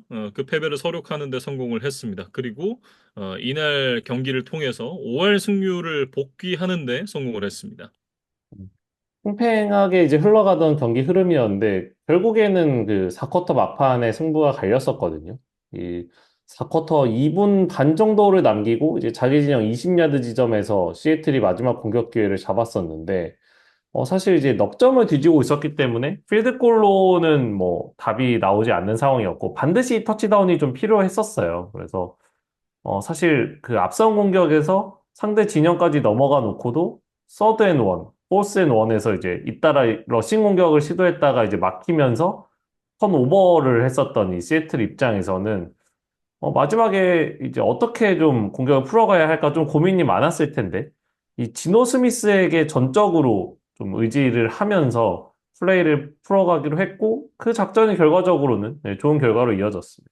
지노 스미스가 이제 패스 그리고 스크램블링으로 상대 레드존까지 들어간 이후에 마지막 10여 초를 남기고 이제 패스할 곳을 찾다가 상대 수비 쪽에 이제 빈틈을 보고 그대로 이제 스크램블링을 하면서 터치다운을 만들어냈거든요. 그러면서 이제 극적인 역전승을 가져가게 됐는데 터치다운을 한 이후에 이제 셀레브레이션이 그 스테판 커리가 하던 그 셀레브레이션이었습니다. 그러니까 이제 자러 가라. 약간 이런 이제 의미를 가진 이제 셀레브레이션이었는데 일단 그 시애틀의 시즌 프리뷰 과정에서 저희가 이제 지노 스미스가 강팀을 상대로 얼마나 캐리력을 보여줄 것인가 이 부분이 시애틀 시옥스에게는 굉장히 좀 중요하다라는 이제 그런 얘기를 했던 기억이 나거든요. 근데 그런 캐리력이 나왔던 경기가 아니었나라는 생각을 해요. 앞서 언급해주신 그 스테판 커리의 세레머니가 이제 나잇 나잇 세레머니라고 이제 이름이 붙어 있는 그건데, 지노 스미스가 그거를 의도한 건지는 잘 모르겠어요. 이날 이제 샌프란시스코 원정 경기를 치렀고, 이 골든 스테이트 워리어스, 그러니까 스테판 커리의 소속팀인 그 워리어스가 이제 샌프란시스코 지역에 이제 홈 구장을 가지고 있는 팀이기 때문에, 약간 뭐 지역 맞춤 도발 세레머니라고 해야 될까요? 뭐, 네, 그런 것까지 뭐 가미가 됐는지 정확하게 모르겠습니다만 어쨌든 샌프란시스코 지역의 스포츠 팬들 입장에서는 좀 굉장히 긁힐 만한 그런 이제 세레머니였다 뭐 이런 생각이 들고 향후 3주가 이제 시애틀이 애리조나와 두 번을 만날 예정이야. 이렇게 징검다리로 지금 이제 만나게 되어 있는데 애리조나가 지금 예상외로 지구 선두를 달리고 있는 입장에서 시애틀로서는 좋은 역전 찬스라고 봐야겠죠. 네, 음. 그래서 이 경기들의 결과에 따라서 시애틀이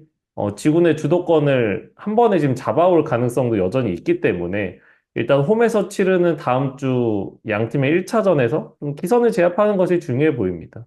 나이너스 같은 경우에 이날 이제 타이트엔드 조지 키틀이 햄스트링 부상으로 이제 결장을 했습니다.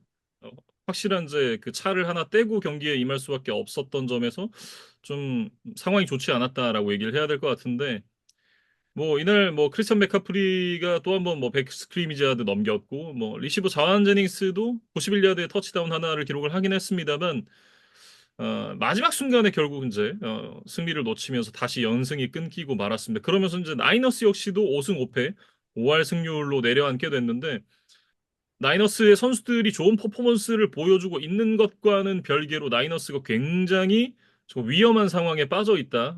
이런 생각이 드는 게 일단 다음 주에 뭐 조지 키틀이 나올지 안 나올지도 불투명한 상황입니다만 선발 쿼터백 그리고 주전 디펜시브 엔드가 지금 나올 수가 없는 상황이에요. 브록 퍼디와 닉 보사가 이제 그 주인공인데, 뭐, 음, 나이너스 공격과 수비에서 이제 상당한 역할을 하고 있는 이제 핵심 플레이어들이기 때문에, 이 선수들이 이제 나오질 못한다면, 뭐 우리가 아는 뭐, 지난 시즌 슈퍼볼에 갔던 나이너스와는 많은 차이가 좀 있을 것으로 예상이 되거든요. 네, 네. 그래서 지금 나이너스가 5할 승률의 위치도 지금 굉장히 불만족스럽기 때문에 음, 지금부터라도 좀 빠르게 가속 페달을 밟아서 좀 연승을 해야 되는 상황인데 이렇게 핵심 선수들이 이제 다소 빠지게 된다면 어 뭔가 팬들의 기대했던 그다음에 이제 팀이 기대했던 성적과는 이제 점점 더 멀어지게 되지 않을까? 예, 그런 우려가 드는 좀 상황입니다. 네. 일단 저 이날 경기 도중에 그 브로퍼디가 던지는 쪽 어깨 부상을 입었다 그래요. 이제 MRI를 찍어봤을 때는 되게 구체적인 명확한 이제 부상을 잡아내긴 좀 어렵다라고 얘기를 한 정도로 이게 뭐 아주 큰 부상으로 보이지는 않습니다. 다행히. 근데 어쨌든 던지는 쪽 어깨에 불편함이 있어서 게임에 나서지 못한다는 건 지금 승수를 많이 벌어놓지 못한 나이너스의 입장에선 굉장히 좀 부담이 되는 그런 상황이거든요. 거기다가 지금 공격의 핵심인 쿼터백도 빠지는데 수비의 핵심인 닉 보스아도 빠진다? 이것도 사실은 굉장히 큰 부담입니다. 공수 양면에서 지금 차를 하나씩 떼고 게임을 해야 되는 거잖아요.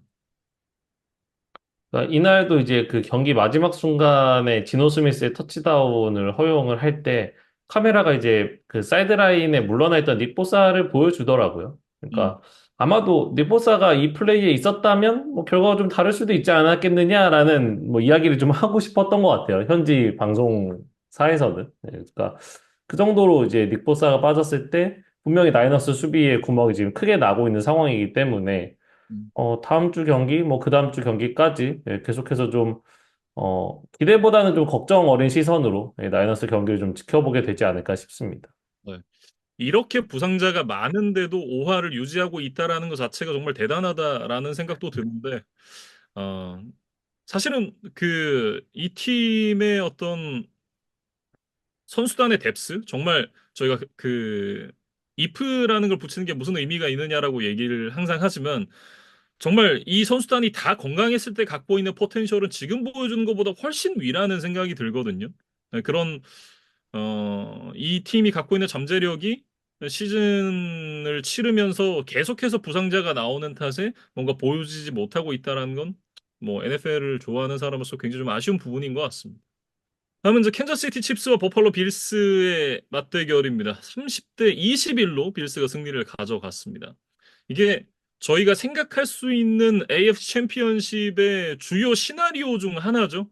그러니까 뭐 이 경기대로 흘러간다라는 게 아니라 그 잠재적인 이제 맞대결 상대가 이제 보통은 한쪽은 칩스로 거의 고정이 되어 있는 것 같고 뭐 대진에 따라서 레이븐스가 올라올지 빌스가 올라올지 아직은 알 수 없지만 뭐 어쨌든 칩스와 레이븐스가 맞붙게 될 가능성이 많이들 높다라고 생각은 하고 계실 것 같아요. 뭐 저도 비슷한 생각이고 어쨌든 그래서 이제 미리 보는 이제 AFC 플레이오프다 이렇게 좀 얘기를 할 수가 있을 것 같은데 그 경기에서 빌스가 칩스를 상대로 승리를 가져갔습니다. 음.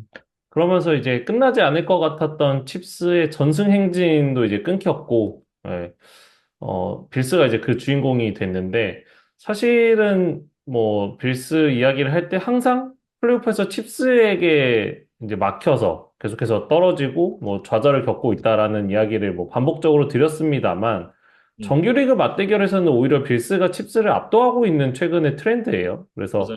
양 팀이 계속해서 지구 우승을 차지하고 있고 같은 컨퍼런스이기 때문에 지금 매년 한 번씩 만나고 있는데 2020년에는 빌스가 패했습니다만 21, 22, 23 그리고 이번에 이제 24 시즌까지 빌스가 정규리그에서는 4연승을 거두고 있거든요. 그래서 빌스 입장에서는 뭐 기분이 좋으면서도 네, 이날의 승리에 만족해서는 안 된다. 네.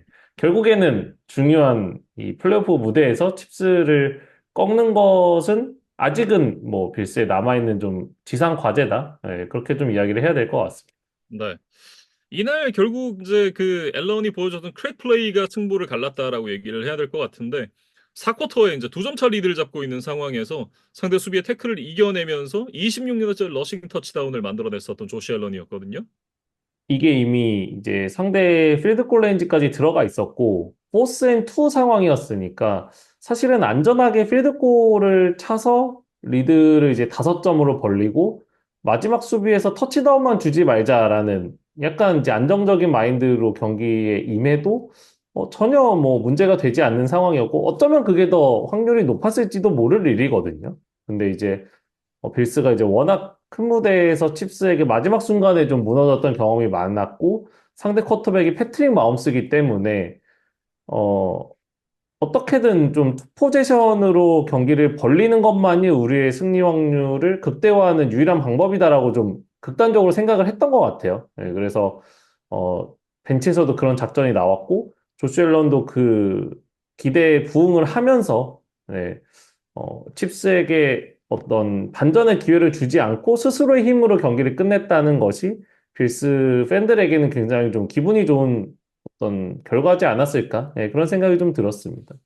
그 슬램덩크 만화를 보다 보면 능남이랑 그 국산이랑 경기를 연습 경기를 2번을 하잖아요. 음, 첫 번째 경기 때는 백코트 안 했다가 이제 윤대엽한테 뒷공간 털려가지고 이제 그 마지막에 패배를 당하고 그 다음 맞대결에서는 이제 한 번 당해봤으니까 백코트 해야 된다고 이제 얘기를 하면서 이렇게 이제 그 승리를 지켜내는 그런 모습이 좀 기억이 나는데 그거는 좀 비슷한 것 같아요. 하도 많이 당해봤으니까 정말 우리가 다 이겼다라고 생각한 경기에서 마지막에 좀 마음이 매직 마홈스가 정말 그 마법 같은 그런 모습들을 보여주면서 정말 말도 안 되는 역전들을 만들어내는 걸 이제 당해 보니까 그런 일말의 방심조차도 허용되지 않는다라는 걸 빌스 선수들이 훨씬 더 잘 알고 있지 않았을까 그런 생각이 일단 들고 일단 이제 그 이날 아마리 쿠퍼 선수가 복귀전을 치렀습니다.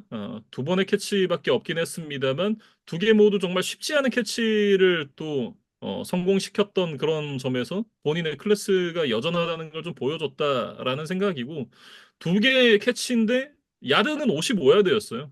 그만큼 이제 이 선수가 많이 개입이 되지 않더라도 얼마나 엑스팩터로서 이제 역할을 해줄 수 있는지 그런 부분들을 조금 보여줬다라고 평가를 하고 싶고 일단 이제 빌스도 부상자가 적지 않죠. 지금 뭐 기영 콜먼, 달튼 kin케이드 뭐 이런 선수들이 지금 계속해서 이제 못 나오고 있는 상황인데 일단 바이위크를 통해서 선수단이 조금 휴식을 가질 수 있는 회복을 할 수 있는 그런 여유가 조금 생겼습니다. 음, 더군다나 이게 바이위크 전에 어떻게 마무리를 하고 바이위크를 만나도 굉장히 중요한 부분인데 칩스를 상대로 그것도 올 시즌 단 한 번도 패가 없었던 칩스를 상대로 승리를 거두고 바이위크를 맞는다. 이거는 선수들에게는 굉장히 좀그 깔끔한 그 바이위크 전의 마무리였다. 이렇게 좀 얘기를 해야겠죠. 음. 바이크 이후에 사실 뭐 나이너스라던가 램스, 라이언스 등 이제 꽤나 강팀들과의 경기들이 연달아 또 준비가 되어 있기 때문에 뭐 그들을 좀 분석을 하고 뭐 또 지친 몸과 마음을 좀 회복을 하면서 에너지를 충전하는 네, 그런 시간을 좀 잘 보내는 것이 빌스에게는 중요할 것으로 보이고 칩스는 뭐 이번 시즌 토탈 야드 기준으로 이제 최저인 259야드밖에 전진을 하질 못했고 마홈스가 또 2개 인터셉션을 던지면서 경기 첫 플레이 그리고 이제 마지막 플레이에서 이제 인터셉션이 나왔거든요. 그러면서 이제 시즌 첫 패배를 좀 당할 수밖에 없었습니다. 마홈스가 이제 그런 얘기를 했습니다. 전승행진이라는 기록이 굉장히 멋있긴 한데 우리의 궁극적인 목표는 아니기 때문에 뭐 흔들림 없이 앞으로 나아가야 된다 이런 멘트를 했고 사실은 이제 그 이런 기록에 좀 집착을 하다가 대계를 그르치는 그런 사례들이 종종 있잖아요. 또 영리하게 그런 부분에 좀 휩쓸리지 않는 것 같아서 역시는 마음스는 좀 특별한 데가 있다라는 그런 생각이 좀 들고 그나마 이제 그 이날 경기에서의 수확은 이제 노아 그레이의 재발견이죠. 노아 그레이가 이제 레드존에서 두 개의 터치다운을 잡아내면서 트래비스 켈시의 역할을 대신할 수 있다라는 그런 모습을 본 게 또 이런 게 플레이오프에 가서는 또 비장의 무기로 작용을 할 수가 있기 때문에 그런 부분을 발견했던 것이 캔자스 시티 칩스에게는 좋은 성과가 아니었나라는 생각을 합니다. 음.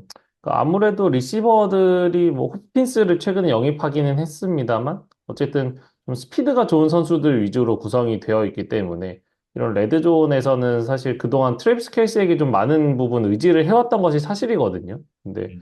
이 노아 그레이가 어떻게 보면 조금 보조적인 옵션으로 그 역할을 좀 나눠서 해줄 수 있을지 이런 것들 좀 지켜봐야 될 것 같고 칩스의 키커 이제 해리슨 버커가 무릎 수술을 받게 되면서 이날 추천을 하질 못했고 앞으로도 한 두 경기 내지 세 경기 정도 더 추가적인 결장이 예상이 된다고 해요. 그래서 급하게 이제 제치의 프랙티스 스쿼드에 있던 스펜서 슈레더라는 이제 신인 키커와 계약을 맺고 이날 출전을 시켰는데 뭐 필드골 시도를 할 기회 자체가 없기는 했지만 어쨌든 엑스트라 포인트 세개를 모두 성공을 하면서 무난한 데뷔전을 치러냈습니다.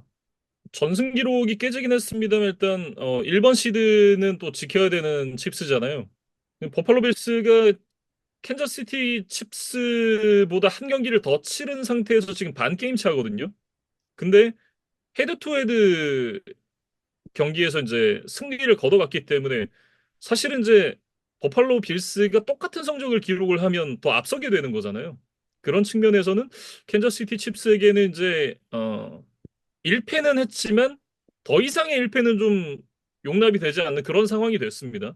그런 상황에서 또 칩스가 이번 시즌 유독 그 타이트한 승부를 많이 했고 그러다 보면 이제 키커의 중요성이 또 올라가기도 하잖아요. 그래서 이 버커가 빠져있는 기간 동안 이 스펜서 슈레더가 만약에 그런 클러치 상황에서 필드골을 시도해야 되는 상황이 온다면 네, 어떤 결과를 만들어내는지가 네, 칩스의 이번 시즌 정규리그 결과와도 좀 큰 상관관계를 갖게 되지 않을까 네, 그런 생각이 듭니다. 다음은 이제 선데이 나이트 풋볼 경기입니다. 신시내티 뱅갈스와 LA 차저스의 맞대결 34대 27로 LA 차저스가 승리를 가져갔습니다. 이 경기는 이제 경기 막판에 집중력이 좀 승부를 갈랐던 경기였습니다. 전반에 24대 6까지 앞서면서 이제 차저스가 경기를 주도하긴 했습니다만 벵갈스가 정말 무섭게 따라붙으면서 경기를 동점으로 만들었고 27대 27 동점 상황에서 45초를 남겨놓고 공을 차저스가 넘겨받았었는데 저스틴 허버트가 빅플레이 두 방 그리고 제이케이 도빈스의 결정적인 결승 터치다운을 바탕으로 승리를 가져갔습니다. 마지막에 벵갈스가 헤일 메리를 좀 시도를 하긴 했었는데 성공적으로 이어지지 못했어요.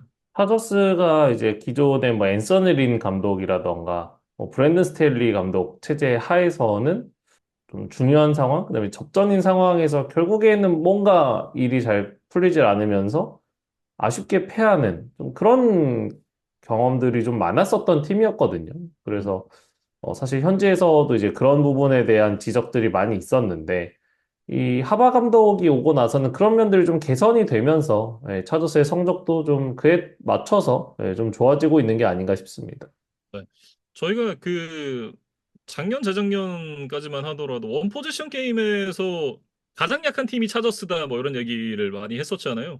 이제 그걸 현지에서는 그 차저스가 차저스했다라고 얘기를 하면서 차저링이라는 표현을 뭐 쓰고는 했었는데 어쨌든 그런 부분들이 정말 많이 개선이 됐습니다. 뭐 선수들이 뭐 인터뷰를 하는 것만 봐도 어 우리가 그런 부분들을 직접 느끼고 있고 우리가 이길 수 있다라는 그런 믿음을 좀 많이 갖게 됐다라는 얘기를 하더라고요.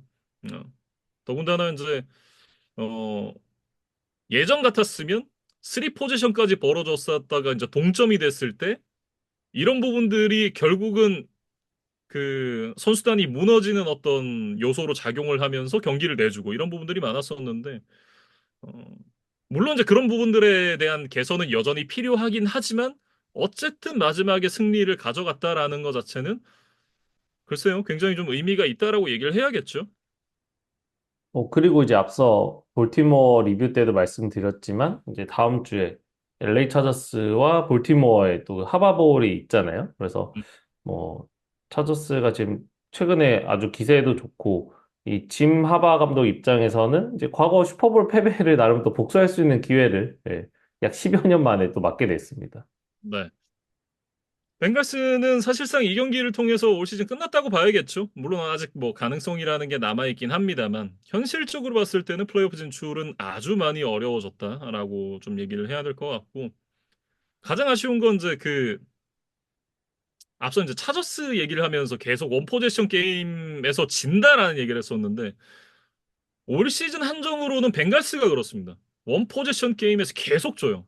제가 알기로 원포제션으로 이겼던 경기 한 경기인가 있고 나머지는 거의 원포제션에선 졌던 걸로 기억을 하는데 그 예전 차저스의 모습이 올 시즌 계속해서 벤갈스에게 보이고 있고 이게 뭐 아쉬운 부분들은 그런 거죠. 이제 조 버로우의 경기력이 완전히 올라왔거든요. 이날도 이제 버로우가 못해서 졌다라고 얘기하기는 좀 저는 어렵다라고 생각을 하는데 이날 뭐 356야드에 터치다운 3개를 기록을 했습니다. 이날 보여줬던 모습만 놓고 보면 우리가 아는 그 엘리트 쿼터백의 모습 뭐 이렇게 좀 얘기를 해도 지나침이 없을 것 같다라고 생각을 하는데 저희가 이제 아까 그 레이븐스 때 키커 얘기하면서 뭐 저스틴 터커 고영애 그리고 이제 에반 맥피어슨이 이제 부진하다 이런 얘기를 했었는데 에반 맥피어슨이 이날 이제 48야드랑 51야드 두 개의 필드골을 미스를 하면서 또 마지막에 이제 경기를 넘겨주는 그런 결과로 이어졌는데 이게 27대 27 동점 상황에서 필드골 두 개가 실패를 했던 거였거든요.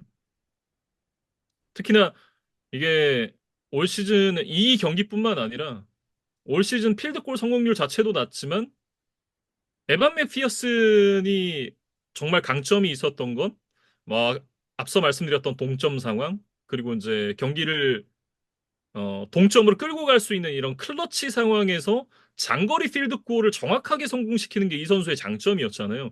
근데 그런 모습들이 올 시즌 잘 안 나오고 있습니다. 올 음. 시즌 50야드 이상의 필드골 시도 7번 중에 3번만 성공시켰거든요. 물론 이게 이 경기만 놓고 봤을 때는 필드골 두 개가 터치다운 하나보다는 점수가 적으니까 이게 경기 결과 필드골 두 개 다 넣었어도 뭐 어차피 승리는 차저스가 갖고 가는 거 아니냐라고 생각을 하실 분들도 있으실 수 있겠지만 이게 그 석점 차로 끌려가는 상황 그리고 6점 차로 끌려가는 상황에서 우리가 터치다운을 기록을 해야만 되는 그런 상황에서의 추격을 시작하는 그 드라이브를 시작하는 거는 굉장히 좀 다른 문제거든요. 예, 상황 자체가 달라지니까 글쎄요. 뭐 이런 부분들이 특히나 또 벵갈스 선수들 입장에서는 우리가 그 많은 점수 차를 따라갔는데 결국 동점에서 우리가 역전까지는 하지 못하고 어, 우리는 여기까지인가? 안 되나? 라는 그런 또 생각이 들 수 있을 만한 그런 상황이었다고 저는 생각을 해요. 네. 그런 부분들이 좀 복합적으로 작용을 하지 않았을까? 아마도 이제 그 동점 상황에서의 필드골 두 개 실패는 선수들에게는 굉장히 좀 힘 빠지는 그런 상황이었을 수 있겠다. 저는 그렇게 생각을 합니다. 이번 시즌 벤갈스의 이제 경기 결과들을 좀 살펴보니까 1주차 패츠, 2주차 칩스, 3주차 워싱턴에게 3경기 연속 원포제이션 이내 패배를 했었고, 또 5주차에 레이븐스에게 연장에서 패배. 그다음에 어, 브라운스에게 이제 7점 차 승리를 거두기는 했지만, 또 10주차, 11주차에 연달아 또 근소한 차이로 패배를 기록을 하면서 1승 6패예요, 지금 원포제이션 상황에서.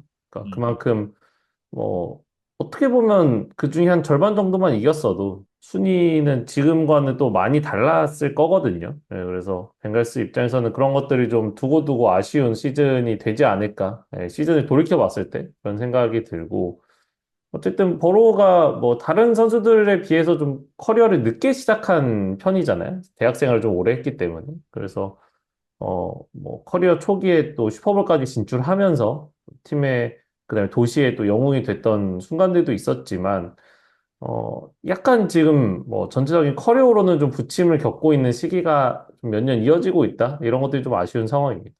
네.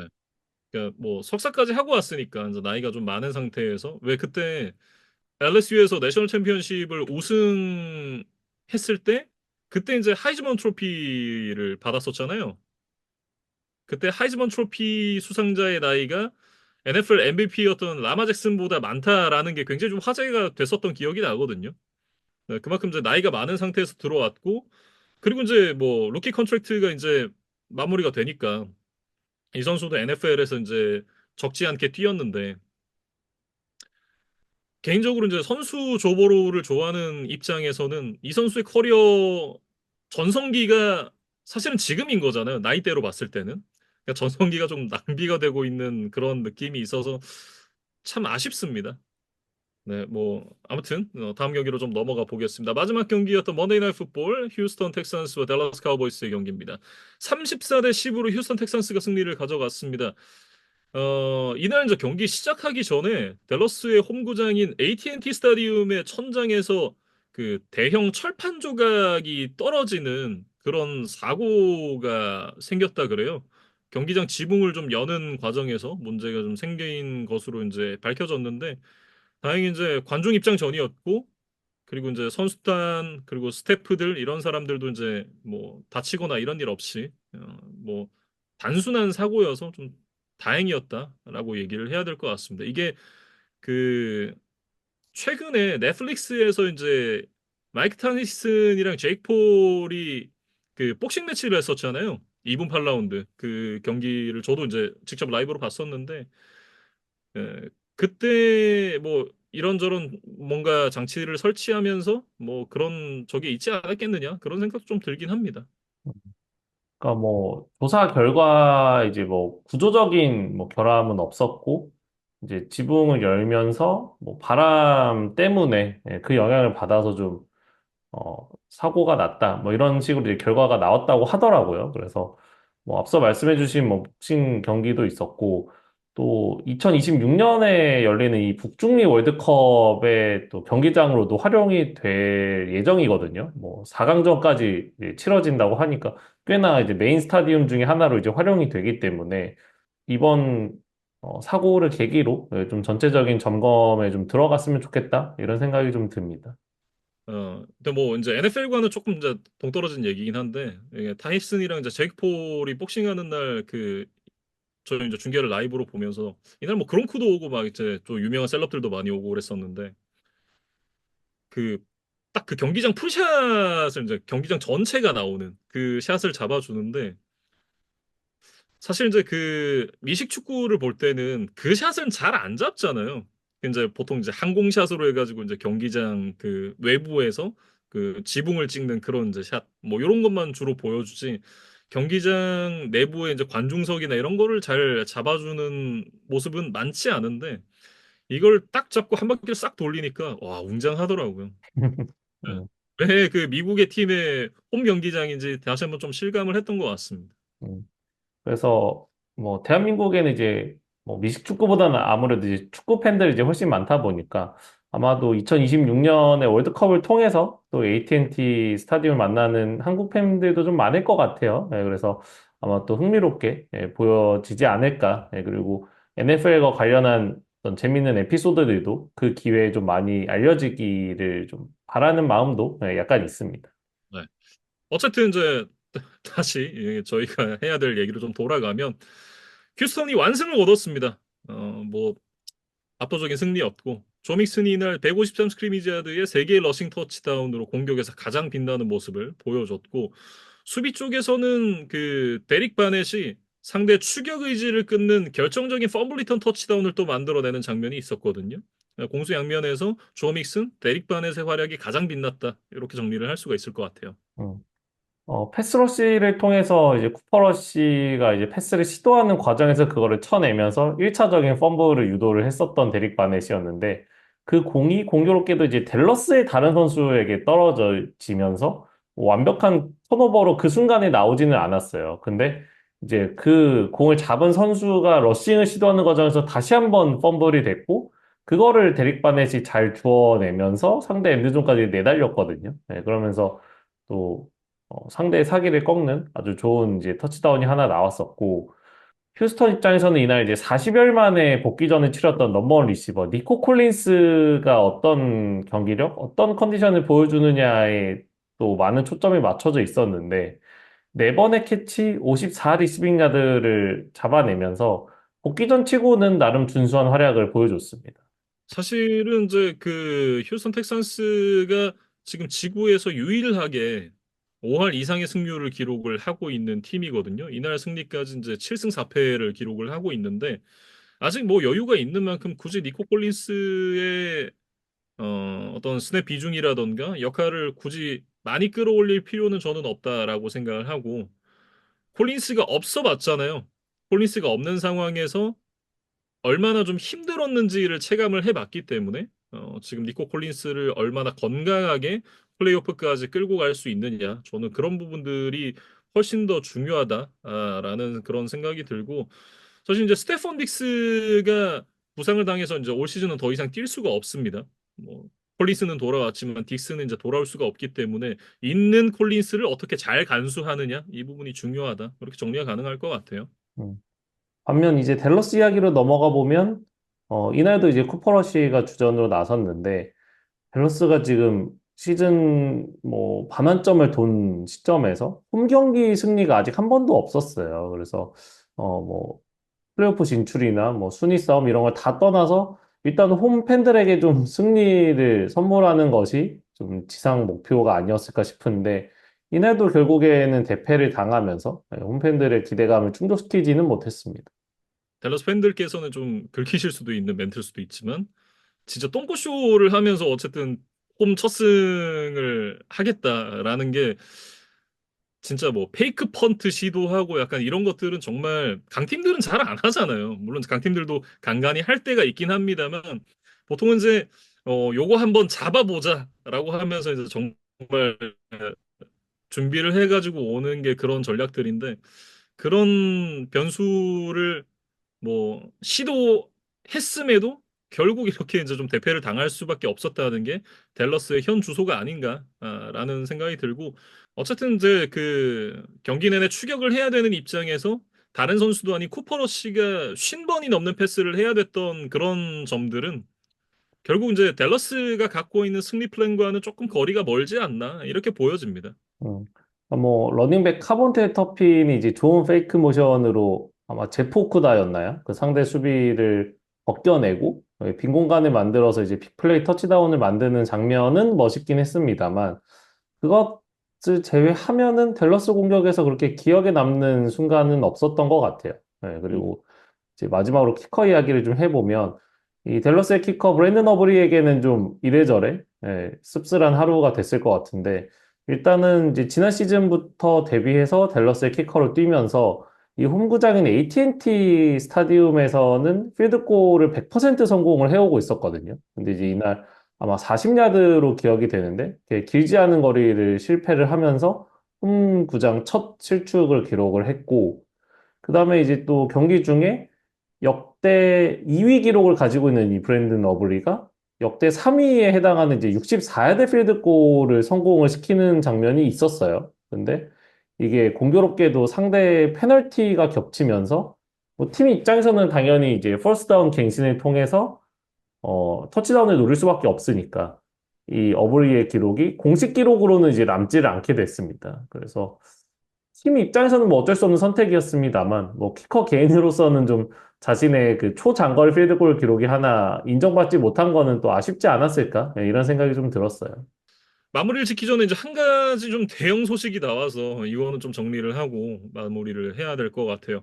이번 주가 이제 뉴욕 자이언츠의 바이위크입니다. 그래서 이제 자연스럽게 좀 얘기를 할 기회가 없었는데 자이언츠가 이제 데니얼 존스를 벤치로 앉히고 토미 데비토를 이제 선발로 내세우기로 결정을 했습니다. 이 부분에 대해서 팀 동료들이 팀 내 최고의 쿼터백인 데니얼 존스가 벤치로 밀려나는 상황에 대한 불만, 이런 부분들을 표시를 했고, 데니얼 존스에 대한 지지도 같이 이제 얘기를 했습니다. 그리고 그 과정에서 선발로 낙점받지 못했던 드류락은 그 결정에 대해서 조금 이제 화가 났다. 이런 뉴스가 떴어요. 뭐 여기까지는 이제 보통 바이위크를 맞는 팀들이 이제 변화를 가져갈 때 뭐 음, 나오는 이제 그런 소식들이랑 뭐 크게 다르지 않았는데 이제 더 놀라운 거는 그 이후에 데니얼 존스가 나름 이제 충격적인 뭐 선언을 했다고 해야 될까요? 네, 스스로 좀 방출을 요구한 게 좀 큰 화제가 되고 있습니다. 네. 그 방출을 요구를 했고 자이언츠가 데니얼 존스를 방출을 하기로 결정을 했습니다. 일단 웨이버 기간을 통과를 하면 이제 FA가 되는데 지금 그 보장 금액이 1,380만 달러가 남았습니다. 그래서 이제 웨이버 클레임으로 데려가면 이 돈을 그 데려가는 구단에서 다 줘야 되거든요. 네, 그렇기 때문에 이제 뭐 다른 팀들에서 매력이 있는 매물은 아니다라고 얘기를 해야 될 것 같고 일단 뭐 올 시즌 지나고 새로운 팀을 찾는 방향으로 가게 되지 않을까라는 생각이 들어요. 왜냐하면 데니얼 존스가 참 애매한 쿼터백인 건 맞죠. 애매한 쿼터백인 건 맞는데 지금 데니얼 존스보다 못하는 쿼터백들도 분명 지금 선발로 뛰고 있거든요. 누구라고 얘기를 하진 않겠지만. 근데 그런 부분들을 생각을 해보면 뭐 데니얼 존스가 팀을 못 찾을 거다라는 생각이 들진 않고요. 어쨌든 어느 팀으로 가게 될까? 뭐 이런 부분들을 한번 지켜봐야 되는 부분인데 이렇게 된 그 배경에 대해서 좀 찾아보니까 데니얼 존스의 계약에 이제 2,300만 달러 정도 이제 부상을 입었을 때 구단에서 받게 되는 그 보장 금액이 있다고 합니다. 네, 이 부분이 데니얼 존스를 벤치로 내리는 결정에 결정적인 영향을 끼쳤을 가능성이 크다라는 분석들이 많더라고요. 그러니까 존스가 부상을 당해서 그 내년 3월에 그 팀의 신체 검사를 통과를 하지 못하면 자이언츠가 데니얼 존스에게 1,200만 달러를 지급을 해야 되고 그리고 이제 추가로 2025년 시즌 시작하기 전에 1,100만 달러를 또 줘야 된대요. 그러니까 2,300만 달러를 아끼자라는 그런 그 차원에서 자이언츠가 데니얼 존스를 벤치로 앉히기로 결정을 한 것으로 보이고 이 결정은 그런 부분들까지 보여주는 거죠. 뉴욕 자이언츠가 이미 데니얼 존스를 방출할 계획을 갖고 있었다. 네, 그렇기 때문에 추가적으로 돈을 지불하지 않기 위해서 이제 데니얼 존스를 벤치로 앉혔다. 뭐 이런 얘기를 했는데 훈련 때 그 쿼터백들이 훈련하는 순서를 보면 스타터 그리고 세컨 스트링, 서드 스트링 이렇게 보이잖아요.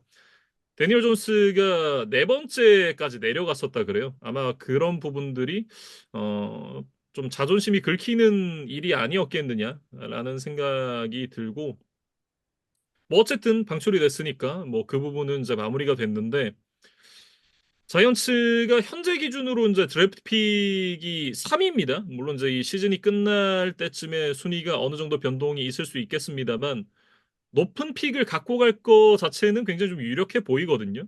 어, 아마도 이제 내년 드래프트에서 새로운 선발 쿼터백을 좀 뽑게 되지 않을까? 뭐 이런 예상이 충분히 좀 가능해 보입니다. 그러니까 드래프트 혹은 뭐 트레이드라던가 뭐 FA 시장을 통해서 새로운 주전 쿼터백을 좀 찾지 않을까 싶고 어쨌든 데니얼 존스의 드래프트 당시부터 뭐 생각보다는 좀 너무 높은 순위에 뽑은 것이 아니냐 약간의 이제 불안감이 있는 뭐 선택이 아니냐라는 뭐 이야기를 듣고 출발을 했었는데 뭐 자이언츠 커리어 동안 뭐 잠깐 빛나는 순간도 있었지만 이제 길게 전체적으로 봤을 때는 이제 실패에 가까웠던 픽이라고 봐야겠죠. 그래서 뭐 대형 연장 계약까지 또 맺었었지만 결국에는 양측이 좀 좋지 않은 결말을 맞고 말았습니다. 네, 이렇게 이제 그 데니얼 존스의 방출 소식까지 뭐 11주차 리뷰와 함께 이제 다뤄봤는데요. 날씨가 사실은 일찍 추워졌어야 되는데 뭐 수능 때까지도 따뜻하다가 요즘 갑자기 많이 추워졌습니다. 음. 이제 뭐 12월도 얼마 안 남았고 곧 연말이 오니까 어쨌든 뭐 건강 관리에 또 유의하시면서 또 즐거운 연말 보내시길 바라겠습니다. 네, 저희는 12주차 리뷰로 다시 돌아오겠습니다.